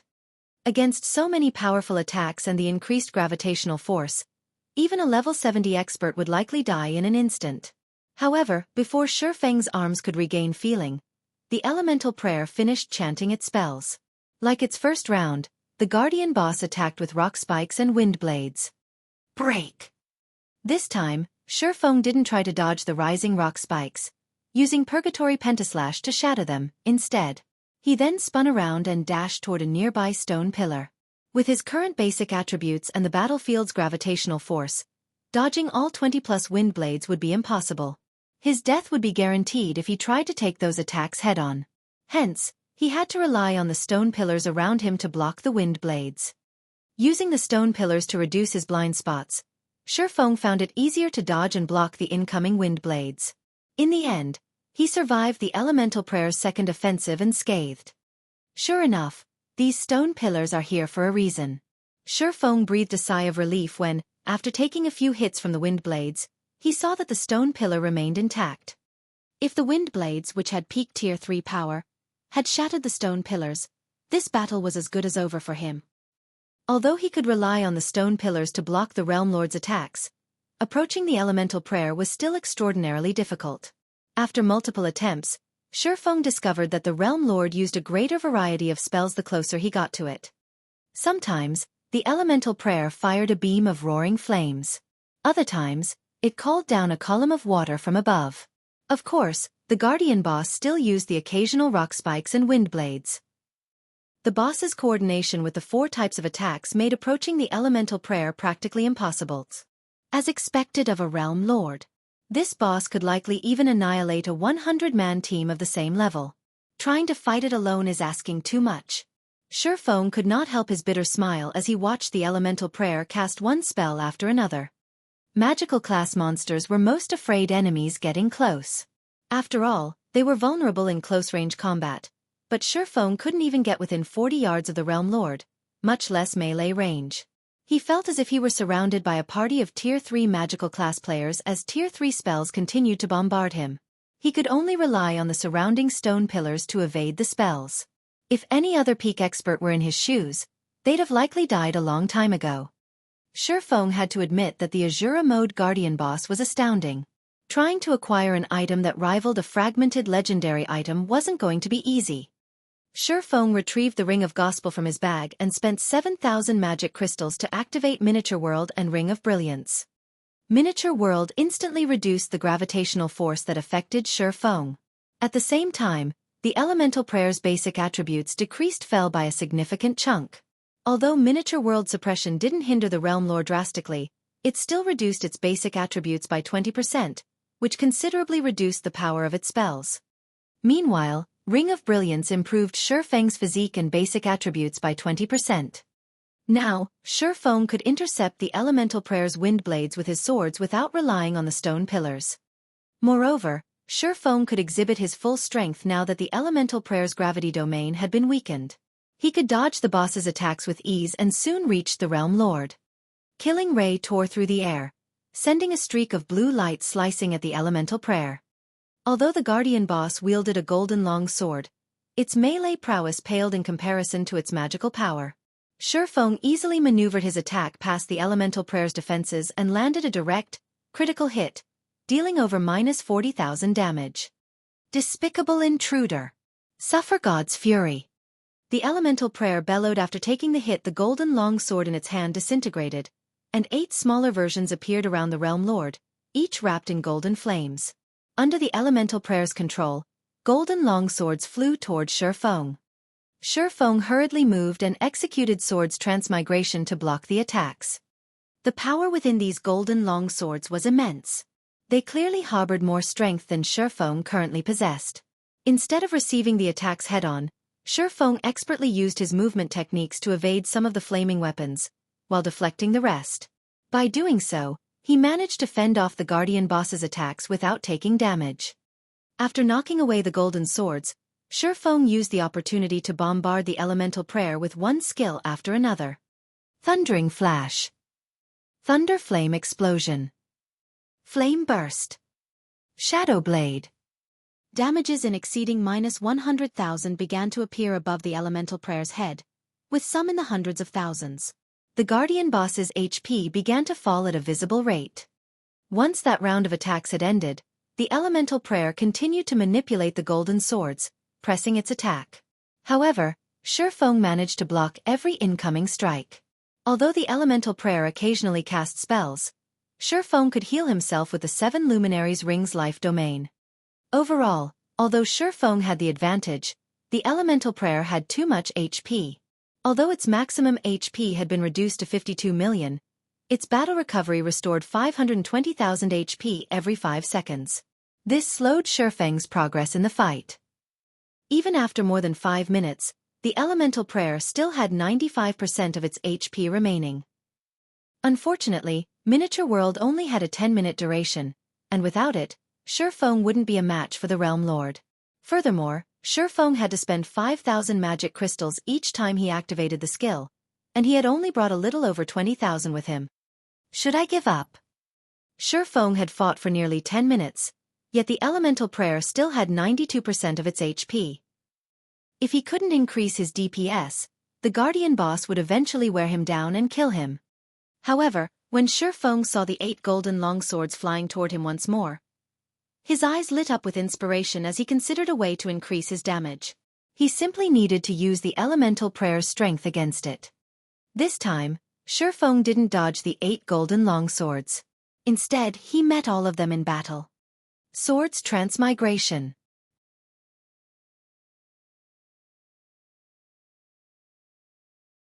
Chapter 2059. Bronze Combat Techniques True Ability. The Elemental Prayer's attacks were quite cunning. Since the start of the battle, it had used the 8 golden longswords to attack Xueqi from all directions. Moreover, the flaming weapons were far more nimble than the wind blades and could even alter their attack trajectories during their attacks. Even a shield warrior or guardian knight skilled with the shield would take a direct hit if they weren't careful. As soon as Xueqi began to execute Swords Transmigration, he deflected 5 long swords, sending them in different directions. 2 of them slammed into 2 long swords Xueqi hadn't deflected, nullifying the attacks. Due to Xueqi's limited strength, he couldn't fully utilize the remaining 3 deflected long swords. He wasn't able to send them toward the Elemental Prayer. Moreover, he wasn't able to deflect or nullify the last long sword, and it cut through Xueqi's right shoulder. Minus 83,167. Sure enough, I'm really pushing my limits. Xueqi breathed a sigh of relief when he saw his HP. Just one of these golden longswords could deal enough damage to kill a level 60 magical class player. Even a level 60 MT would likely be in danger. Fortunately, Xueqi's defense far surpassed that of a level 60 MT. Amassing 80,000 HP alone was difficult for current players, but Xueqi had already reached level 70, had a bloodline, and possessed multiple fragmented legendary items. Including the Ring of Brilliance's effects, he had as much as 260,000 HP. He was even sturdier than a level 70, tier 2 metric tons. This was what made monsters fearsome. Despite the fact that their combat standards were no match for players, their extraordinarily high HPs rendered players helpless. Unless players' combat power far surpassed the monsters they fought, they'd have no choice but to flee. HP was one of the weaknesses solo players faced. Even if a solo player were stronger than a boss, they'd never defeat the monster unless they had the help of certain tools. However, after blocking the latest attacks, Xueqi finally saw a ray of hope. There was no doubt that his strength was no match for the golden longswords, so his ability to deflect and direct the weapons was limited. However, sending the flaming weapons toward the Elemental Prayer wasn't impossible. Only, his grasp of positioning and timing had to be perfect. This was also the first time he had to deflect 5 attacks with so much strength, so he severely lacked the proper experience. After taking a brief moment to consider his next move, Xueqi began to attack the Realm Lord again. Like before, the 8 golden longswords flew toward him from multiple directions. This time, however, Xueqi immediately activated Void Shield, the translucent barrier enveloping his body. Swords Transmigration. Boom! Boom! 2 golden longswords struck the Void Shield, and the 5-blade Xueqi deflected landed near the Elemental Prayer's feet, missing the boss by a few inches. Did I attack too soon? Seeing the flaming longswords land at the Elemental Prayer's feet, Xueqi knew he had been too hasty, resulting in an undesirable outcome. He needed to make some minor adjustments. Despite seeing the Elemental Prayer launch another round of attacks, Xueqi deliberately maintained his speed. Boom! 3 golden long swords flew into the void shield simultaneously. Fortunately, Xueqi had sent one of the 5 long swords he had deflected into the elemental prayer's foot. A damage of over -300,000 appeared above the Realm Lord's head, far exceeding what Xueqi's normal skills were capable of. This excited Xueqi. The outcome was almost as he had imagined. The system calculated the damage monsters dealt to each other differently than the damage they dealt to players. Although the flaming weapon had lost a fraction of its power after Xueqi had deflected it, it still dealt far more damage than what he could manage. Now Xueqi more or less understood why the various superpowers in the past had kept such a tight lid on their bronze combat techniques. Mastering a bronze combat technique like Sword's Transmigration was far more powerful than obtaining a curse or taboo skill. Even without external tools, players would have the potential to solo high-ranked bosses with such a technique. The successful experience gave Xueqi a far better grasp of his timing. Following which, Xueqi returned another dozen attacks to the elemental prayer. Moreover, his deflections became more accurate with each successful attempt. Initially, he had only been able to hit the Guardian boss with one of the golden long swords, but eventually, he returned 2 flaming weapons, doubling his DPS and devouring the Realm Lord's HP. 95%. 85%. 80%. Although he wasn't able to return the other 3 golden long swords he deflected, as he became more familiar with the process, he was able to nullify the remaining attacks. He no longer allowed any of the golden long swords to hit him. Time quickly passed. When the elemental prayer's HP fell to 30%, the Realm Lord went berserk and called down lightning to strike around it. This forced Xueqi to activate Absolute Domain to survive. Foolish mortal! Burn to ash! The elemental prayer's eyes lit with a scorching glow as it glared down at Xueqi. Suddenly, the surrounding mana began to surge toward the Guardian boss, and the mana storm that ensued prevented Xueqi from approaching. The elemental prayer then raised its staff, manifesting a 3-fold magic array above its head that covered a 100-yard radius. Raging thunder! Suddenly, arcs of golden electricity shot up from the ground. A large-scale destruction spell? Surprised, Xueqi activated the 7 Luminaries Rings Fantasy Domain, which made him immune to all magic damage. Magical class bosses generally possessed a few large-scale destruction spells, but they didn't normally cast the spells when players were within melee range since such spells didn't differentiate between friend and foe. It was very easy to get caught within one's own spell if cast at close range. This was also why Xueqi hadn't bothered to use any of his own large-scale destruction spells. Yet, the elemental prayer before him cast its spell without hesitation. The Guardian boss intended to perish along with its enemy. After Xueqi activated Fantasy Domain, a sea of electricity enveloped everything within a 100-yard radius, with the elemental prayer in its center. Even the Guardian boss suffered damage, his HP continuing to decrease. The golden arcs only began to dissipate after 6 seconds, having destroyed a significant portion of the hall. After its large-scale destruction spell, the Realm Lord had only lost 5% of its HP. What a powerful spell! Was that a Tier 3 curse? Xueqi stared at the rising smoke on the elemental prayer's body in astonishment. If not for his magic immunity skill, that attack would have killed Xueqi. He barely had any lightning resistance, and his magic resistance alone wouldn't have been enough. Clearly, the elemental prayer didn't have that problem. As an elemental creature, its magic resistance was immensely high. Even after taking damage from its own Tier 3 curse, it had only lost 5% of its HP, roughly 3 million in total. If it were any other boss, it would have lost at least 6 million HP. However, it was clear that the elemental prayer was slightly weaker after casting the Tier 3 curse. Taking advantage of this opportunity, Xueqi fervently hacked and slashed at the Realm Lord. Fortunately, the 8 golden longswords no longer had more strength than Xueqi, and as a result, he easily deflected the flaming weapons back at the Guardian boss, taking more HP from it than before. When the elemental prayer's HP fell to 1%, Xueqi activated Divine Providence and finished it off with Instant Strike. With a short cry, the elemental prayer collapsed, transforming into countless particles of light.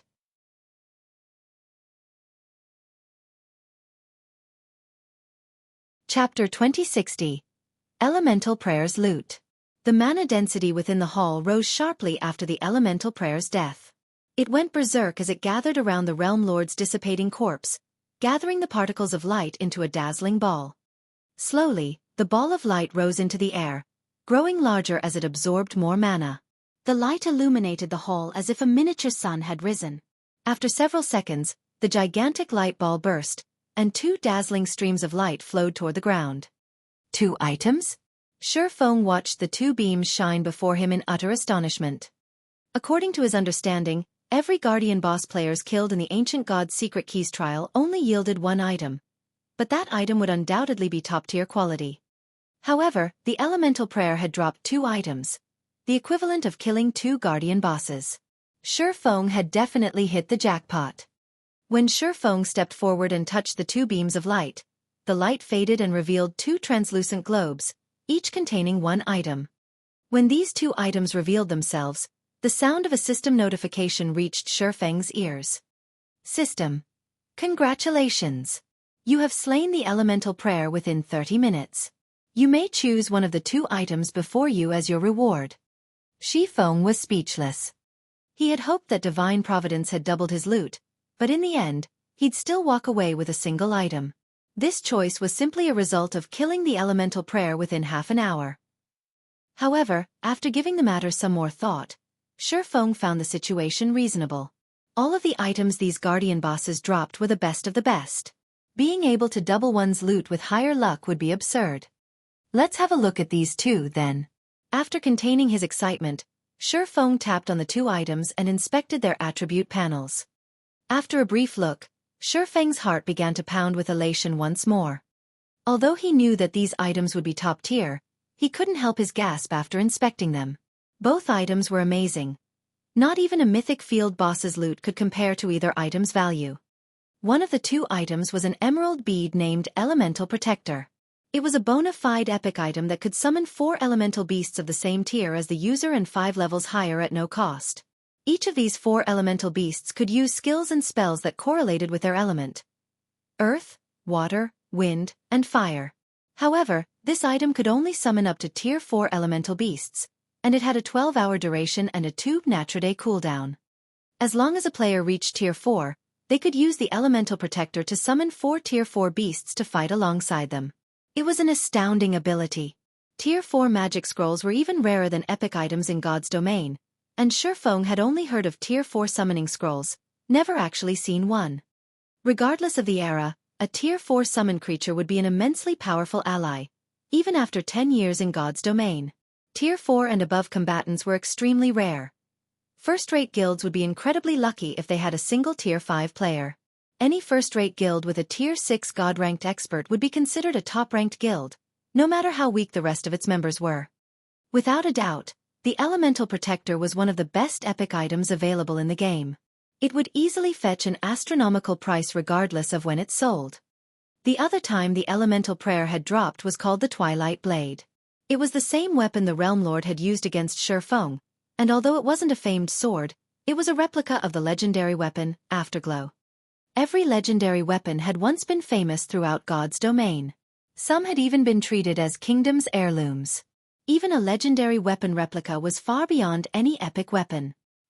Most replicas were the crafter's failed copies when trying to produce the real deal.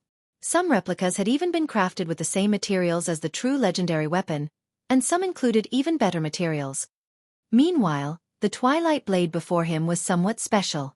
It was actually a prototype of Afterglow. However, the crafter hadn't used high enough quality materials in its creation, so it hadn't become a legendary weapon. This replica hadn't been a result of a flawed production process. Twilight Blade, Replica, One-Handed Sword, Epic Rank, Level 60. Level 120 Equipment Requirement. Strength 2000 Attributes adjust according to user's level. Attack Power plus 2360, Level 60. Strength plus 205. Agility plus 130. Endurance plus 157. Attack speed plus 18. Ignore 40% of the target's defense. When equipped. Strength increased by 25%. Agility increased by 10%. All sword skills plus 1 levels. Ignore levels plus 15. All skill completion rate increased by 2%.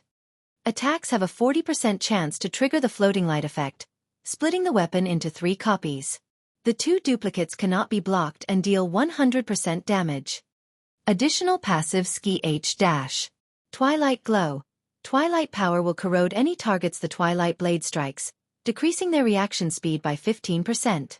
Additional active skill 1-. Twilight's Shadow. Transforms the Twilight Blade into 8 copies, each carrying 80% of the original strength. Duration: 5 minutes cooldown. 3 hours additional active skill 2-. Twilight of the Gods. Transform a radius of 100 yards into a Twilight domain. While within the Twilight domain, users' basic attributes decrease by 25% and is split into 8 physical doppelgangers. If the doppelgangers wield the blade's Twilight Shadow summons, they will have 85% of the user's basic attributes. Duration: 3 minutes. Cooldown: 6 hours. The famed smith, Flock Bayer, created this sword as a prototype for Afterglow. It is a masterpiece that was formed by combining all of Flock Bayer's forging techniques. In Shifeng's opinion, if not for Afterglow's existence, the Twilight Blade would have been one of God's Domain's 36 famed swords. It could almost rival the sacred sword, Killing Ray. If he only compared the weapon's attack power and strength, it was even more powerful than Killing Ray. Killing Ray had been crafted with a fragment from one of God's Domain's 10 great legendary weapons, yet the Twilight Blade could rival its power. Although the Elemental Protector allowed players to summon elemental beasts, boosting their combat power, the Twilight Blade was a top-tier epic weapon with amazing additional skills. If one combined the Twilight Blade's 2 active skills, their combat power would skyrocket for a short time. God's Domain's experts would go crazy for either of these items. Let's go with you. After giving the matter some thought, Xueqi chose the Twilight Blade. The Elemental Protector might be the better choice from a guild's perspective, but it would only be useful if the guild had a Tier 4 player. Tier 4 was still a long time away for Xueqi and Zero Wing. Moreover, he had the Bible of Darkness, which was even more powerful than the Elemental Protector. On the other hand, the Twilight Blade could increase his combat power now. His Abyssal Blade's level was too low at the moment. Its evolution speed couldn't keep up with his leveling speed. If he wanted to explore more of the ancient god's maze and acquire its treasures, he had to prioritize his own combat power. Following which, Xueqi replaced the Abyssal Blade with the Twilight Blade. Although most players would struggle to fulfill the 2000 strength equipment requirement, it wasn't a problem for Xueqi. Once he equipped the Twilight Blade, Xueqi felt his overall strength increase substantially. His attack power, in particular, rose by a whopping 15%. Xueqi then shifted his focus to the crystalline pillar in the center of the hall. After all, it was the most valuable item in the area.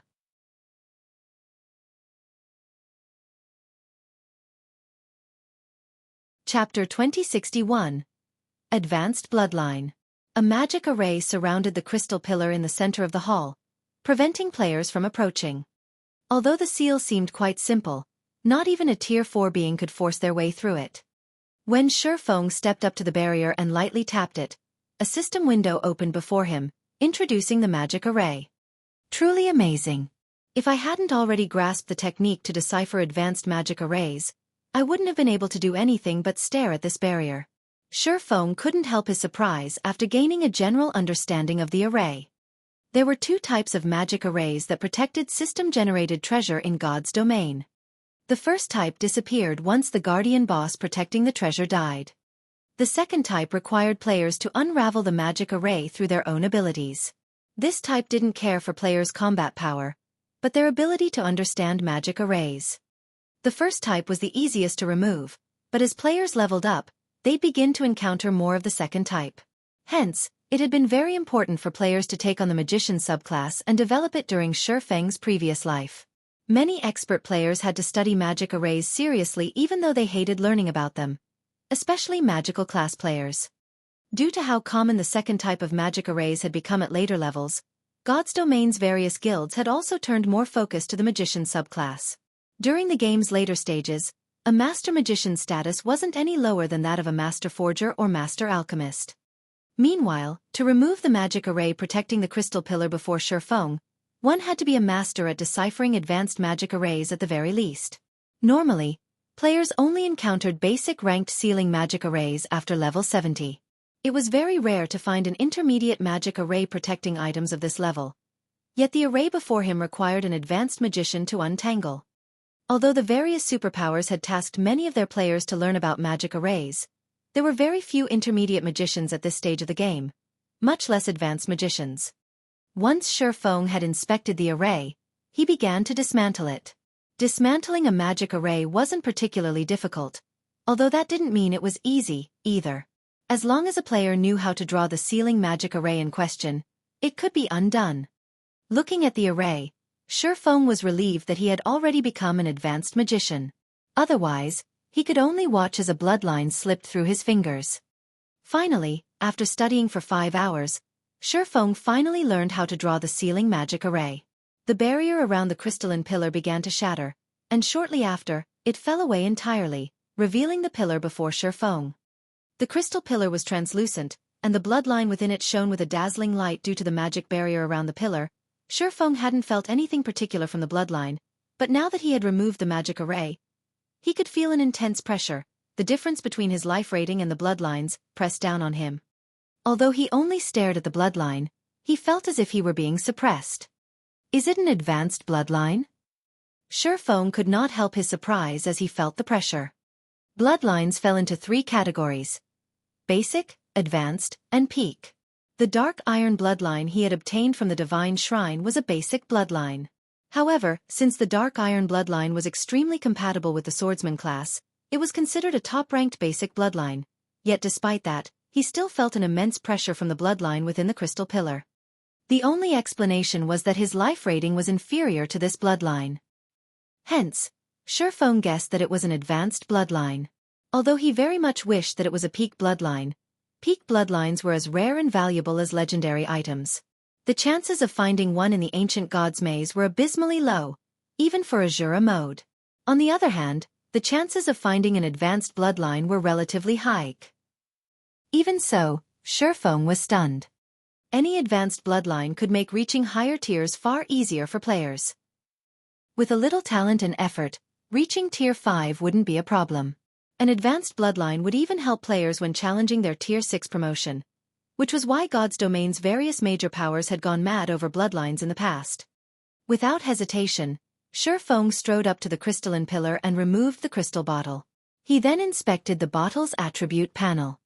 Elemental Bloodline. After obtaining this bloodline, a player will become one of the element's favored children, gaining increased compatibility with all spells. Mainly improves intelligence and vitality, followed by agility, endurance, and strength. It really is an advanced bloodline. After inspecting the elemental bloodline, Xueqi was ecstatic. Although the elemental bloodline's attribute panel did not indicate the bloodline's rank, basic bloodlines only focused on one attribute, while advanced bloodlines increased 2. Since the elemental bloodline concentrated on 2 attributes, it had to be an advanced bloodline. Moreover, the ability it provided was incredibly powerful, increasing a player's compatibility with all spells. It was, at the very least, far more powerful than any of the advanced bloodlines Xueqi had seen in the Divine Shrine. If a magical class player used this bloodline, their overall prowess would increase. This was certainly a top-tier advanced bloodline, even more valuable than top-tier fragmented legendary items. Xueqi carefully stored the elemental bloodline before he continued to explore the ancient god's maze. The maze was excruciatingly complex, and each time he entered a new hall, he had to face another group of elemental monsters. Moreover, these monsters' levels were a notch above the first group he had faced, all level 75 or higher. However, after equipping the Twilight Blade, Xueqi's combat power had risen significantly, and as a result, he was able to kill these stronger monsters faster than he had the first hall's elemental guards. Unfortunately, Xueqi only dared to watch the guardian bosses in these halls from afar. The easiest guardian boss he encountered was a Grand Lord ranked archaic species, and some halls were even guarded by mythic monsters. Without the ability to rely on summoned creatures, he'd only find an early grave if he tried to face these guardian bosses. However, Xueqi didn't let any of the elemental monsters off the hook, even if he couldn't do anything about the guardian bosses.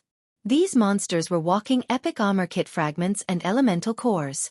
Encountering an opportunity like this in the future wouldn't be easy. As such, Xueqi grinded in the ancient god's maze for 12 full days, wiping out every elemental creature that was not a guardian boss he came across. After exploring the ancient god's maze for so long, Xueqi eventually discovered a unique hall. This one was far better decorated than its neighbors. Rather than stone pillars, this hall's pillars were made of mana stone. However, due to the hall's poor lighting, Xueqi could only see 60 yards around him. The moment Xueqi set foot on the floor of magic crystal, he struggled to breathe. A deafening roar then assaulted his ears, and the entire hall trembled violently at the sound. The roar faded, and before Xueqi could regain his composure, a bright light illuminated the area. In the hall that could fit hundreds of thousands of people, a 60-meter-tall bronze dragon loomed before Xueqi. The bronze dragon's incredible aura was so powerful that it warped space around it, and when bathed in this aura, Xueqi couldn't even move an inch.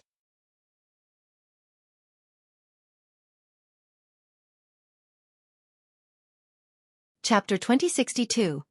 Bronze Dragon King. A dragon? Xueqi stared at the titanic figure before him in disbelief. Even though he stood several hundred yards away from the dragon, its aura felt as if he stood before a towering mountain. The pressure he felt from the dragon was absolutely stifling. Its aura was so powerful that he couldn't even move. He could only stand there quietly, staring at the being. Powerful. Destruction. Death. These words ran through Xueqi's mind as the dragon's aura washed over him. Bronze Dragon King, Dragon, Tier 5, level?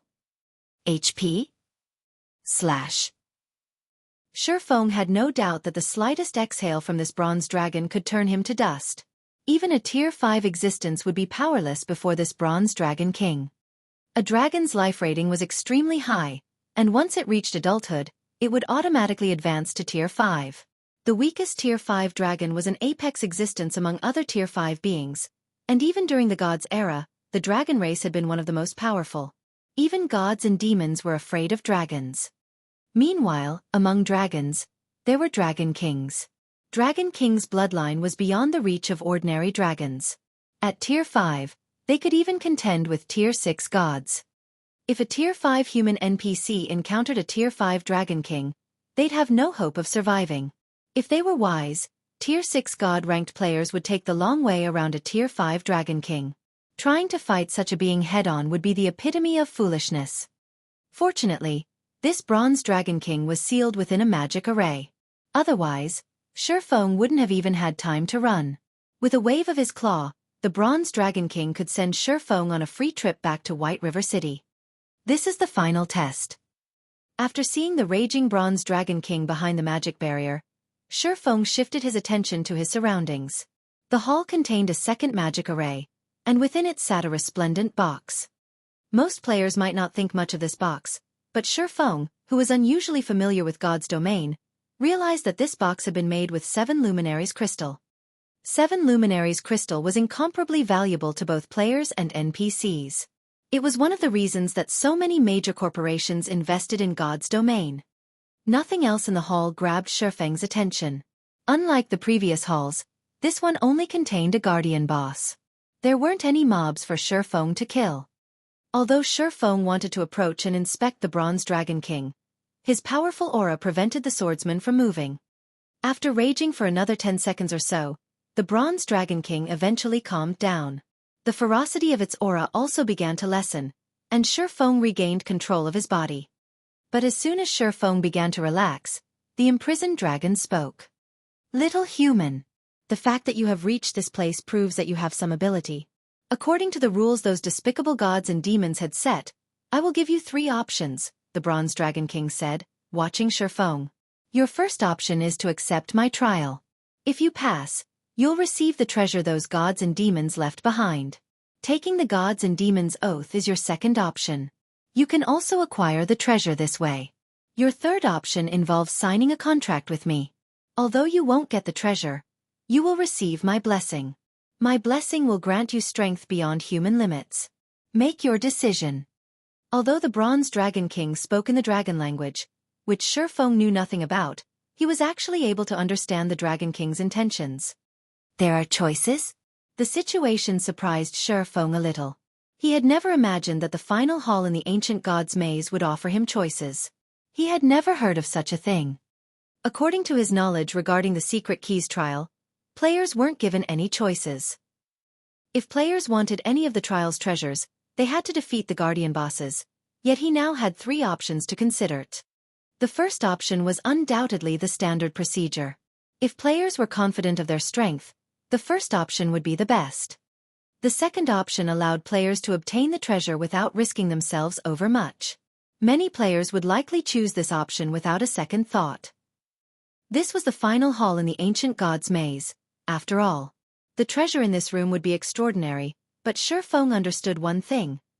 There were no free lunches in this world. Current players might know nothing about gods' and demons' oaths, but he did. During his previous life, these oaths had earned the nickname divine contracts, and every one of them was a two-way deal. By signing a divine contract, players would have to abide by the conditions the gods and demons had set. If they failed to do so, they'd suffer a miserable fate. Many in the past had eagerly signed divine contracts and failed to meet the stipulated conditions, and in the end, they had suffered such severe penalties that they had been forced to delete their accounts. Hence, while the second option the Bronze Dragon King had stated sounded good, the risk was considerable. The third option wasn't much different than the second, although this contract would be between the player and the Bronze Dragon King. There was no real difference between signing the Bronze Dragon King's contract and signing one with gods and demons. Although the third option wouldn't award the final hall's treasure, a Dragon King's blessing was just as extraordinary. Any blessing held great significance to players, especially the Bronze Dragon King's. Its effects were likely even stronger than that of a bloodline. Blessings were so valuable in God's domain because of how few were granted. Only incomparably powerful existences could bless others, and those that received a blessing would acquire great power. However, this power had its price. The blessing's giver would have to segment a fraction of their strength, granting it to their target. In other words, the blessing giver would lose strength to empower others. Hence, even Tier 6 gods were incredibly careful when offering a blessing. They never gave one on a whim. May I know what the oath's conditions are? Xueqi asked after giving the matter some thought. This I cannot answer. You may only learn more about the oath after taking it. This is a condition those gods and demons set for me so long ago, the Bronze Dragon King explained indifferently. Human, I do not have much patience. You only have 10 minutes to consider. Can't tell me, huh? Xueqi realized what was happening after listening to the Bronze Dragon King's words. Since players could obtain the treasure by taking the oath, its conditions were undoubtedly quite strict. However, whether or not a player could accept these conditions remained unknown. By denying players the oath's details, players couldn't determine the condition's severity. This also ensured some sense of fairness to the Bronze Dragon King's situation. If players knew the oath's conditions, they wouldn't bother with the dragon's blessing. Human, what is your choice? The Bronze Dragon King demanded in a deep tone after 10 minutes had passed. After taking in a deep breath, Xueqi replied, the first option. Whether it was the gods and demons' oath or the Bronze Dragon King's contract, the risk was too great. On the off chance that he couldn't fulfill the conditions, he would have to delete his account and start all over again.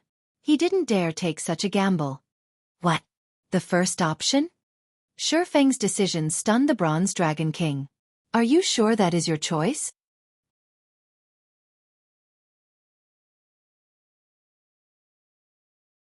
Chapter 2063. Suppressed Swordsmanship. Confusion flashed in the Bronze Dragon King's eyes as he watched Xueqi. He was so surprised by this swordsman's answer that he couldn't help but ask for confirmation. Yes. I choose to accept your trial, Dragon King, Xueqi said, nodding. You really are a strange human. Ever since this maze was built, thousands of adventurers have visited, but none have accepted my trial because they already knew what outcome awaited them. Do not think my trial is so easy to complete. The Bronze Dragon King growled. But since you have decided according to the rules the gods and demons have set, if you can survive against me for 3 days, you will pass my trial. Let's begin. The Bronze Dragon King began to chant an incantation, and abruptly, he began to disintegrate into countless particles of light, passing through the magic barrier the gods and demons had set up. After passing through the barrier, these particles of light gathered to form a humanoid shape before Xueqi. After a short moment, A soldierly middle-aged man in a suit of bronze stood within the hall. Unlike ordinary people, golden divine runes marked this man's face and body, as if they were a seal. Death and destruction filled his amber eyes, which didn't contain a shred of humanity. Humanization. Xueqi stared at the soldierly man in astonishment. Extremely few beings were capable of humanization in God's domain. Rather, only legendary monsters were capable of the feat. Not only was humanization a sign of peerless strength, but it was also proof of a monster's frightening intellect. To current players, a monster's intellect, at most, equated higher combat standards, making these monsters more difficult to defeat than normal monsters. However, as players progressed through the game, they would discover that monsters with high intellect were absolute nightmares. Humanized monsters had, in the past, turned many kingdoms and empires upside down. One kingdom had even perished during a humanized monster's attack. That monster had merely been a Tier 4 mythic-ranked creature, and by that time, many experts had already reached the same tier. However, even after the various superpowers had combined their strength, the humanized monster had annihilated their forces. Since no one was capable of stopping the monster's rampage, the kingdom had been obliterated in the end. The humanized monsters that had been defeated had only lost because they had been Tier 3 beings. Even so, defeating these monsters had required a large group of Tier 4 experts and a collection of powerful tools. This was when players had realized the horror of high-intellect monsters in the past. The humanized monsters' superhuman-like combat standards had even surpassed that of domain realm experts. In fact, the two weren't even on the same level. Human, according to the gods' and demons' rules, I will not use my full power against you. Moreover, you have 300 chances to succeed. You simply need to survive against me for 3 days, the Bronze Dragon King said as he smiled at Xueqi. If you don't have any more questions, let the slaughter begin. Xueqi's expression darkened as an unprecedented chill wrapped around him. Almost instinctively, Xueqi activated Void Shield, and his mind went on maximum alert. Although he had known that this trial wouldn't be easy, he hadn't expected it to be this difficult. Players that hadn't experienced the situation might assume that the conditions for the Bronze Dragon King's trial were quite simple. They only had to survive against a level 70, Tier 3 monster for 3 days, and they were given 300 lives to do so. Even an ordinary expert could clear this trial with ease, much less a peak expert. However, Xueqi recognized this for what it was. This was a one-sided slaughter. By the same time as Xueqi's Void Shield took effect, the Bronze Dragon King, which had been 30 yards away a moment ago, stood before him. Before Xueqi realized it, a dragon-scale greatsword had already stabbed through the Void Shield. What amazing footwork! Xueqi stared at the longsword in shock. He had focused all of his attention on the Bronze Dragon King, his 5 senses never deviating from his opponent, yet the Dragon King had evaded his detection and arrived before him like a ghost. It was as if the Dragon King had used an instantaneous movement skill, but Xueqi knew that he hadn't relied on some low-class skill or spell. Rather, the Dragon King had executed a footwork technique, which had no cooldown and could be used as the Dragon King desired, that exceeded common sense. Meanwhile, with that one attack, the Bronze Dragon King had instantly dealt over -400,000 damage to the Void Shield. In other words, this opponent could destroy Xueqi's Void Shield in 7 hits. Seeing this, Xueqi didn't dare to hold anything back. He immediately leaped backward and used Shadow Blade. Under Xueqi's control, 10 sword lights struck at the Bronze Dragon King, aimed to seal the Dragon King's movements and allow Xueqi to increase the distance between them. Although the Bronze Dragon King was only a level 70 Great Lord, its basic attributes easily surpassed that of a Grand Lord of the same level. There was no doubt that this Dragon King's attributes were much higher than Xueqi's. He had no chance in a head-on clash. Hence, he could only try to put as much distance between them as possible and buy as much time as he could. A good attack. Despite being immortal, you've actually reached such a standard. The Bronze Dragon King leisurely praised Xueqi as he examined the swordsman's incoming attacks. Just before the 10 sword lights found their mark, the Dragon King swung his great sword, shattering the sword lights before they could come within 20 centimeters. The Bronze Dragon King's swing created a mesmerizing arc of light, which even captivated Xueqi, but in the next second, the Dragon King stood next to Xueqi, and he hadn't even seen his opponent move. Again, the dragon-scale greatsword had thrust into his Void Shield before Xueqi had realized it. After taking the hit, Xueqi instinctively executed Sword's Orbit, his reactions visibly slower than the Bronze Dragon King's. Xueqi had hoped that Sword's orbit would force the Dragon King to retreat, but he advanced instead, his dragon-scale greatsword vanishing suddenly. The Dragon King used the weapon to deflect Sword's orbit and strike the void shield again. So, this is a humanized monster? Xueqi could not help his shock as his void shield was struck, again and again. He had always surpassed his enemies by suppressing them with his swordsmanship, but this Bronze Dragon King's swordsmanship did the same to him. The Bronze Dragon King's slashes were so fast that his eyes could not keep up. He didn't even have the luxury to breathe while trying to defend himself. He barely even sensed that the Dragon King was attacking him. 1 hit. 2 hits. 3 hits. After several strikes, the void shield finally shattered, and Xueqi had to rely on his skills to avoid or block the Bronze Dragon King's attacks. To hell with it! At this point, Xueqi recognized how close he was to failing this trial. He immediately executed Sword's Transmigration, the strongest combat technique in his arsenal.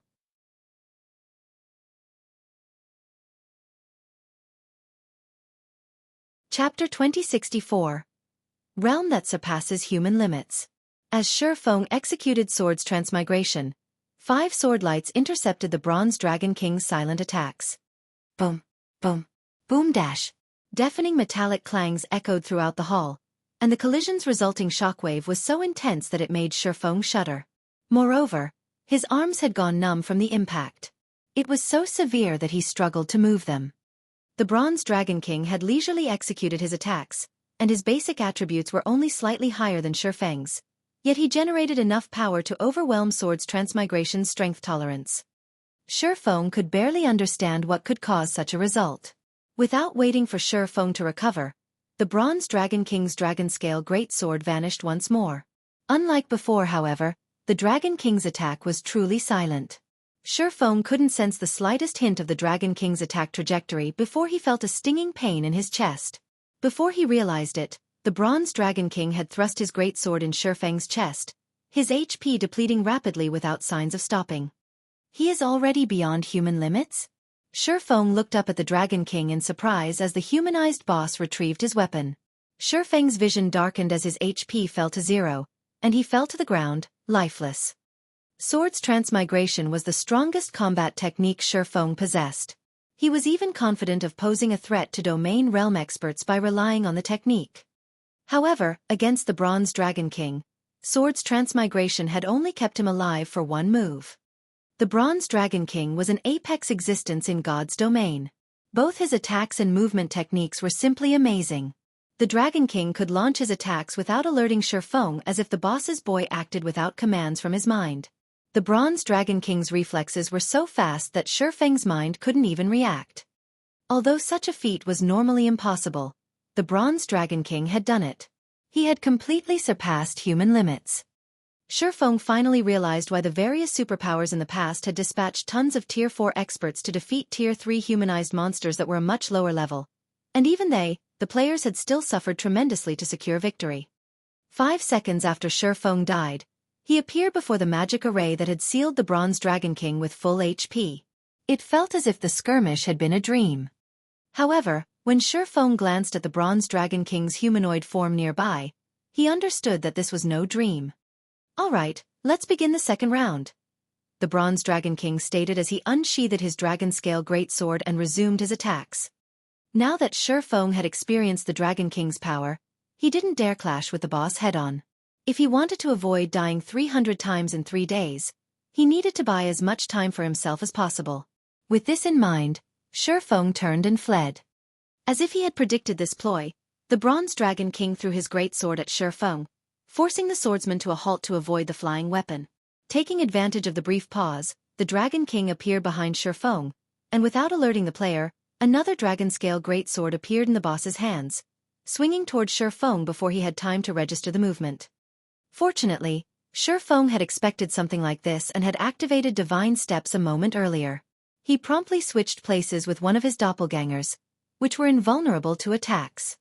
The following events happened as Xueqi had expected. Once the Bronze Dragon King realized that the doppelganger before him was immune to damage, he attacked the other Xueqi copies. Although Xueqi couldn't perceive the Dragon King's strikes, He knew that everyone revealed some weakness when attacking.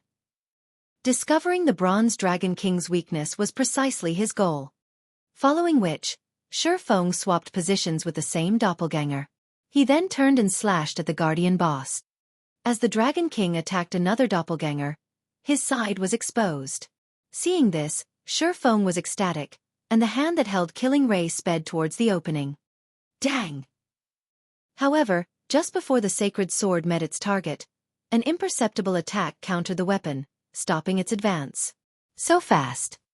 The counterattack made Xueqi realize that even if he found an opening in the Bronze Dragon King's defenses, he couldn't take advantage of it. The Dragon King was far faster than Xueqi and could easily defend himself once he detected the incoming strike. Relying on speed to defeat the Bronze Dragon King would be impossible. Before Xueqi could follow up with another attack, the Bronze Dragon King shoved his greatsword through Xueqi's chest again, and the swordsman collapsed. Although Xueqi suffered a second death, he didn't feel discouraged. Since he was no match for the Bronze Dragon King's speed, he'd have to contend with this opponent through his strength. After running away to buy time and evading the Dragon King's thrown greatsword, Xueqi had realized that he couldn't shake off the boss. His only option was to face the Dragon King directly. On his third attempt, Xueqi used Shadow Blade and merged the 10 blades into pairs. He then sent the 5 pairs of blades flying at the Bronze Dragon King. The Dragon King found Xueqi's attempt at retaliation amusing. In response, the Dragon King swung its great sword at the 5 attacks' convergence point. The convergence point of each attack was the size of a strand of hair, but the Bronze Dragon King countered all 5 pairs with the tip of his great sword, nullifying 1 blade in each pair. This effectively transformed the 5 combination attacks into 5 ordinary attacks. The Dragon King's counter had also altered the remaining blades' trajectories. After nullifying Xueqi's shadow blades, the Bronze Dragon King killed him again. However, Xueqi refused to give up. Instead, he continued to try different methods of buying time and retaliated against the Dragon King. 10 times, 30 times, 100 times. The Bronze Dragon King killed Xueqi, again and again. Without knowing how much time had passed, Xueqi immersed himself in the battle, focusing on nothing but fighting. Through these repeated battles, Xueqi was able to verify his theories and challenge his ideas. As a result, he continued to extend his survival time. Initially, he had only survived against the Dragon King for a few seconds, but now, he could last more than 20 seconds. Despite the Bronze Dragon King's ability to perfectly and effortlessly neutralize his attacks, Xueqi's fighting spirit burned brighter as he fought. He insisted on trying out more attack methods, despite numerous failures. After dying over 200 times, both Xueqi's mind and body were exhausted. His reactions were slowing, and even though he was immersed in a high-mana environment, he was still slightly pale. Eventually, the Bronze Dragon King initiated the 300th match. Advancing, the Bronze Dragon King arrived before Xueqi, launching 6 slashes that escaped the swordsman's notice. This time, however, Xueqi took a half-step back and swung Killing Ray and the Twilight Blade in cross-slash. Not only did Xueqi manage to dodge 4 of the Dragon King's attacks, but he also deflected the remaining 2 with his own swords. However, due to the extreme power of the Dragon King's attacks, Xueqi hadn't altered the greatsword's trajectory by much. As a result, one of the Dragon King's attacks grazed Xueqi's shoulder, dealing more than -100,000 damage. He blocked my attacks? Confusion flashed in the Bronze Dragon King's eyes as he stared at Xueqi. Shouldn't he be exhausted by now? How did he block them? Did he get lucky? I don't care how lucky you may be, this is the end. After Xueqi blocked the Bronze Dragon King's attacks, the boss assaulted his target more fervently. 9 extreme slashes.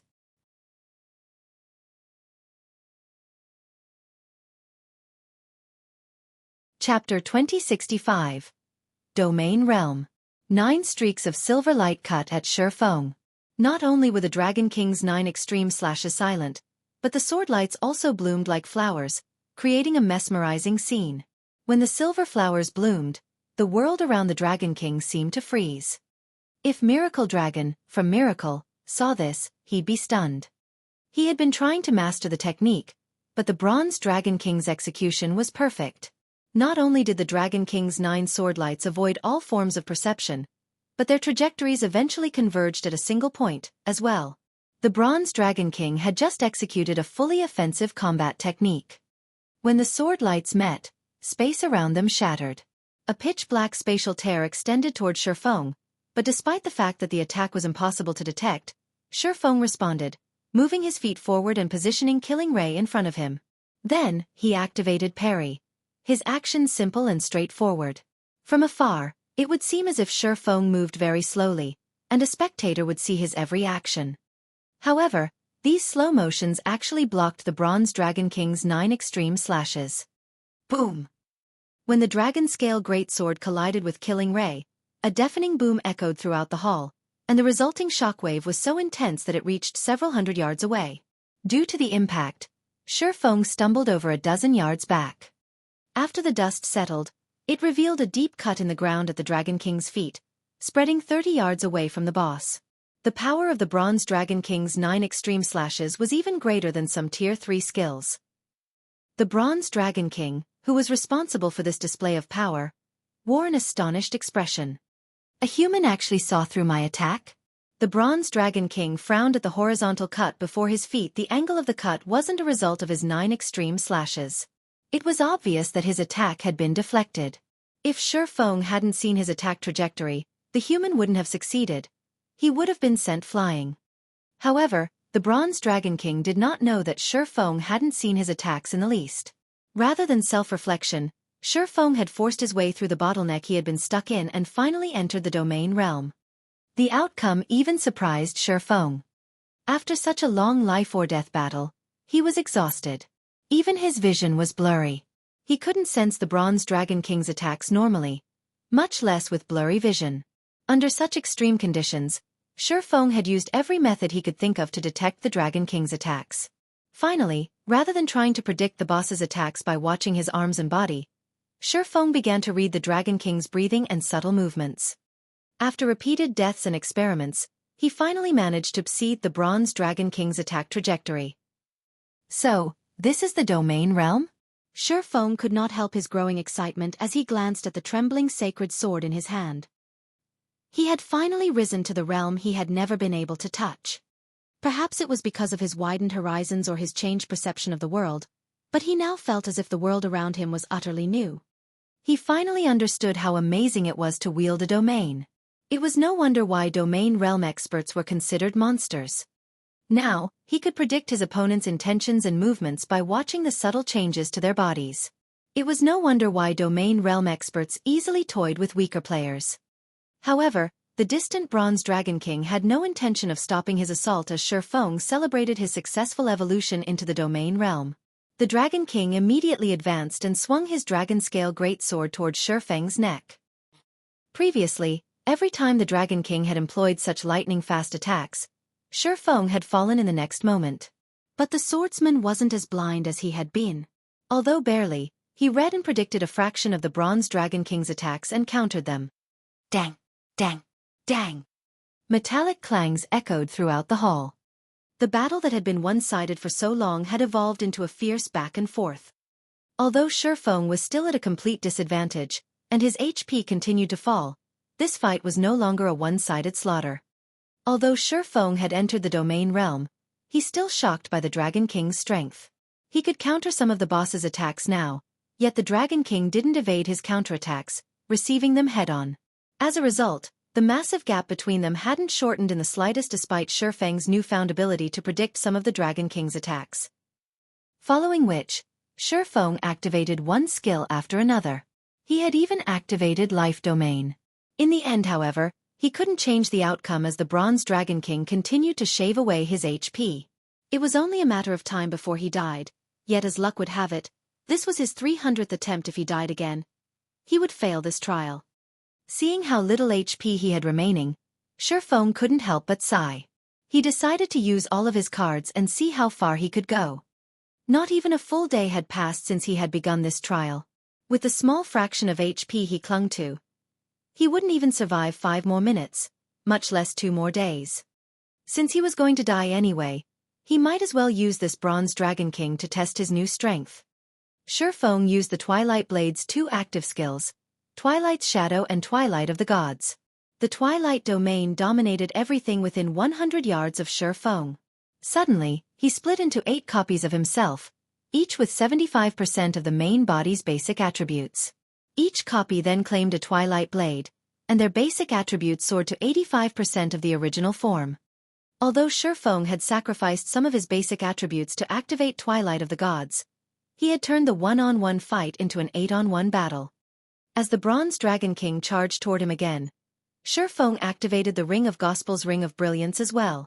Unfortunately, Xueqi didn't have enough magic crystals on him to activate Miniature World, but due to Ring of Brilliance, his doppelgangers now had 100% of his basic attributes. Their physiques were even stronger than his main bodies. Meaningless tricks. The Bronze Dragon King sneered at Xueqi. In response, he summoned a second dragon-scale greatsword, dual-wielding the 2 massive weapons. The intensity of his aura also skyrocketed. He still reserved some of his strength? Xueqi tensed as he felt the Bronze Dragon King's aura grow. "It's over, human," the Bronze Dragon King growled, transforming into a streak of light as he moved toward Xueqi. His movement speed was significantly higher than it had been, which made his movements more difficult to read. Divine Flash. Not one to fall behind, Xueqi surrounded the Dragon King with all 8 of his clones and executed Sword's Transmigration simultaneously. However, as he exchanged blows with the Bronze Dragon King, Xueqi's vision abruptly darkened, and he fell forward. The Dragon King stood before Xueqi proudly, his expression as indifferent and arrogant as it had always been. The Dragon King had known that this trial was impossible for any mortal since the very beginning. However, just as the Bronze Dragon King was about to return to the magic barrier, he halted, frozen in place. Looking down, he discovered a faint, white mark on his arm. He had actually lost 1 HP. "He injured me?" Shock brightened the Bronze Dragon King's eyes as he stared at the mark on his arm.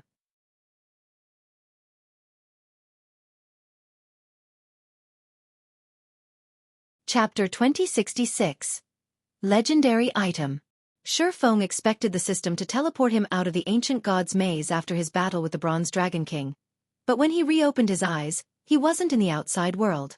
Instead, he found himself inside an elegant hall. A red carpet crossed the hall, leading to a golden throne at one end. A beautiful galaxy of stars decorated the ceiling, allowing the hall's occupants to view the universe. Spear-wielding knights in golden armor stood alongside the red carpet. Not only were they all level 200, but the weakest knight among them was also tier 4. The knight captain in the lead was even a tier 5 being. Moreover, none of the knights were human, but bona fide angels. Any one of these tier 4 knights could rival a tier 5 human NPC in terms of combat power. The knight captain could even rival a tier 5 dragon. If these angels wished it, they could obliterate an entire empire. Before Xueqi could process what was happening, the sound of a system notification reached his ears. System. Congratulations. You have triggered the hidden event, Hero's Heart, and have been summoned by the Archangel Vatra. Archangel Vatra? The system notification surprised Xueqi. The angel race's life rating was only slightly weaker than that of the dragon race, and among angels, archangels were akin to dragon kings. They could even contend with tier 6 gods. Every archangel had a mission and was more than capable of influencing the entire continent of God's domain. In the past, a tier 6 berserker god named Double Brilliance had been an unknown, ordinary player during the game's early stages, but after a fortuitous encounter with an archangel, he had activated an ancient world and shook the very foundation of God's domain, altering the status quo. Double Brilliance had even been responsible for some superpowers' fall. Like a raging cyclone, he had grown stronger at a tremendous rate and eventually became a tier 6 berserker god. God's Domain's players had regarded Double Brilliance's achievement as one of the game's legends. Many players dreamed of their own archangel encounter. Unfortunately, players had only encountered such beings twice in Xueqi's previous life. He had certainly never expected to meet an archangel here. Before Xueqi could snap out of his daze, a handsome man with pure white robes and 4 equally white wings appeared before him. Xueqi had failed to sense this angel's movement, but more surprising, he felt nothing from this being. Although the angel stood before him, it didn't feel as if the angel truly existed. He was nothing like the Bronze Dragon King, who had radiated an intensely stifling pressure. If not for the magic array that had sealed the Dragon King, he would have likely killed Xueqi with his aura alone. I have watched your battle with the Bronze Dragon King, and I have to say, it was very interesting. Not even the Bronze Dragon King had imagined that a human like you could injure him, the male angel said, laughing heartily as he watched Xueqi. He then continued in a softer tone. During your battle, I was able to sense your bravery and tenacity. Hence, I have invited you here in the hope that you can help me with something. Are you willing to assist me? System.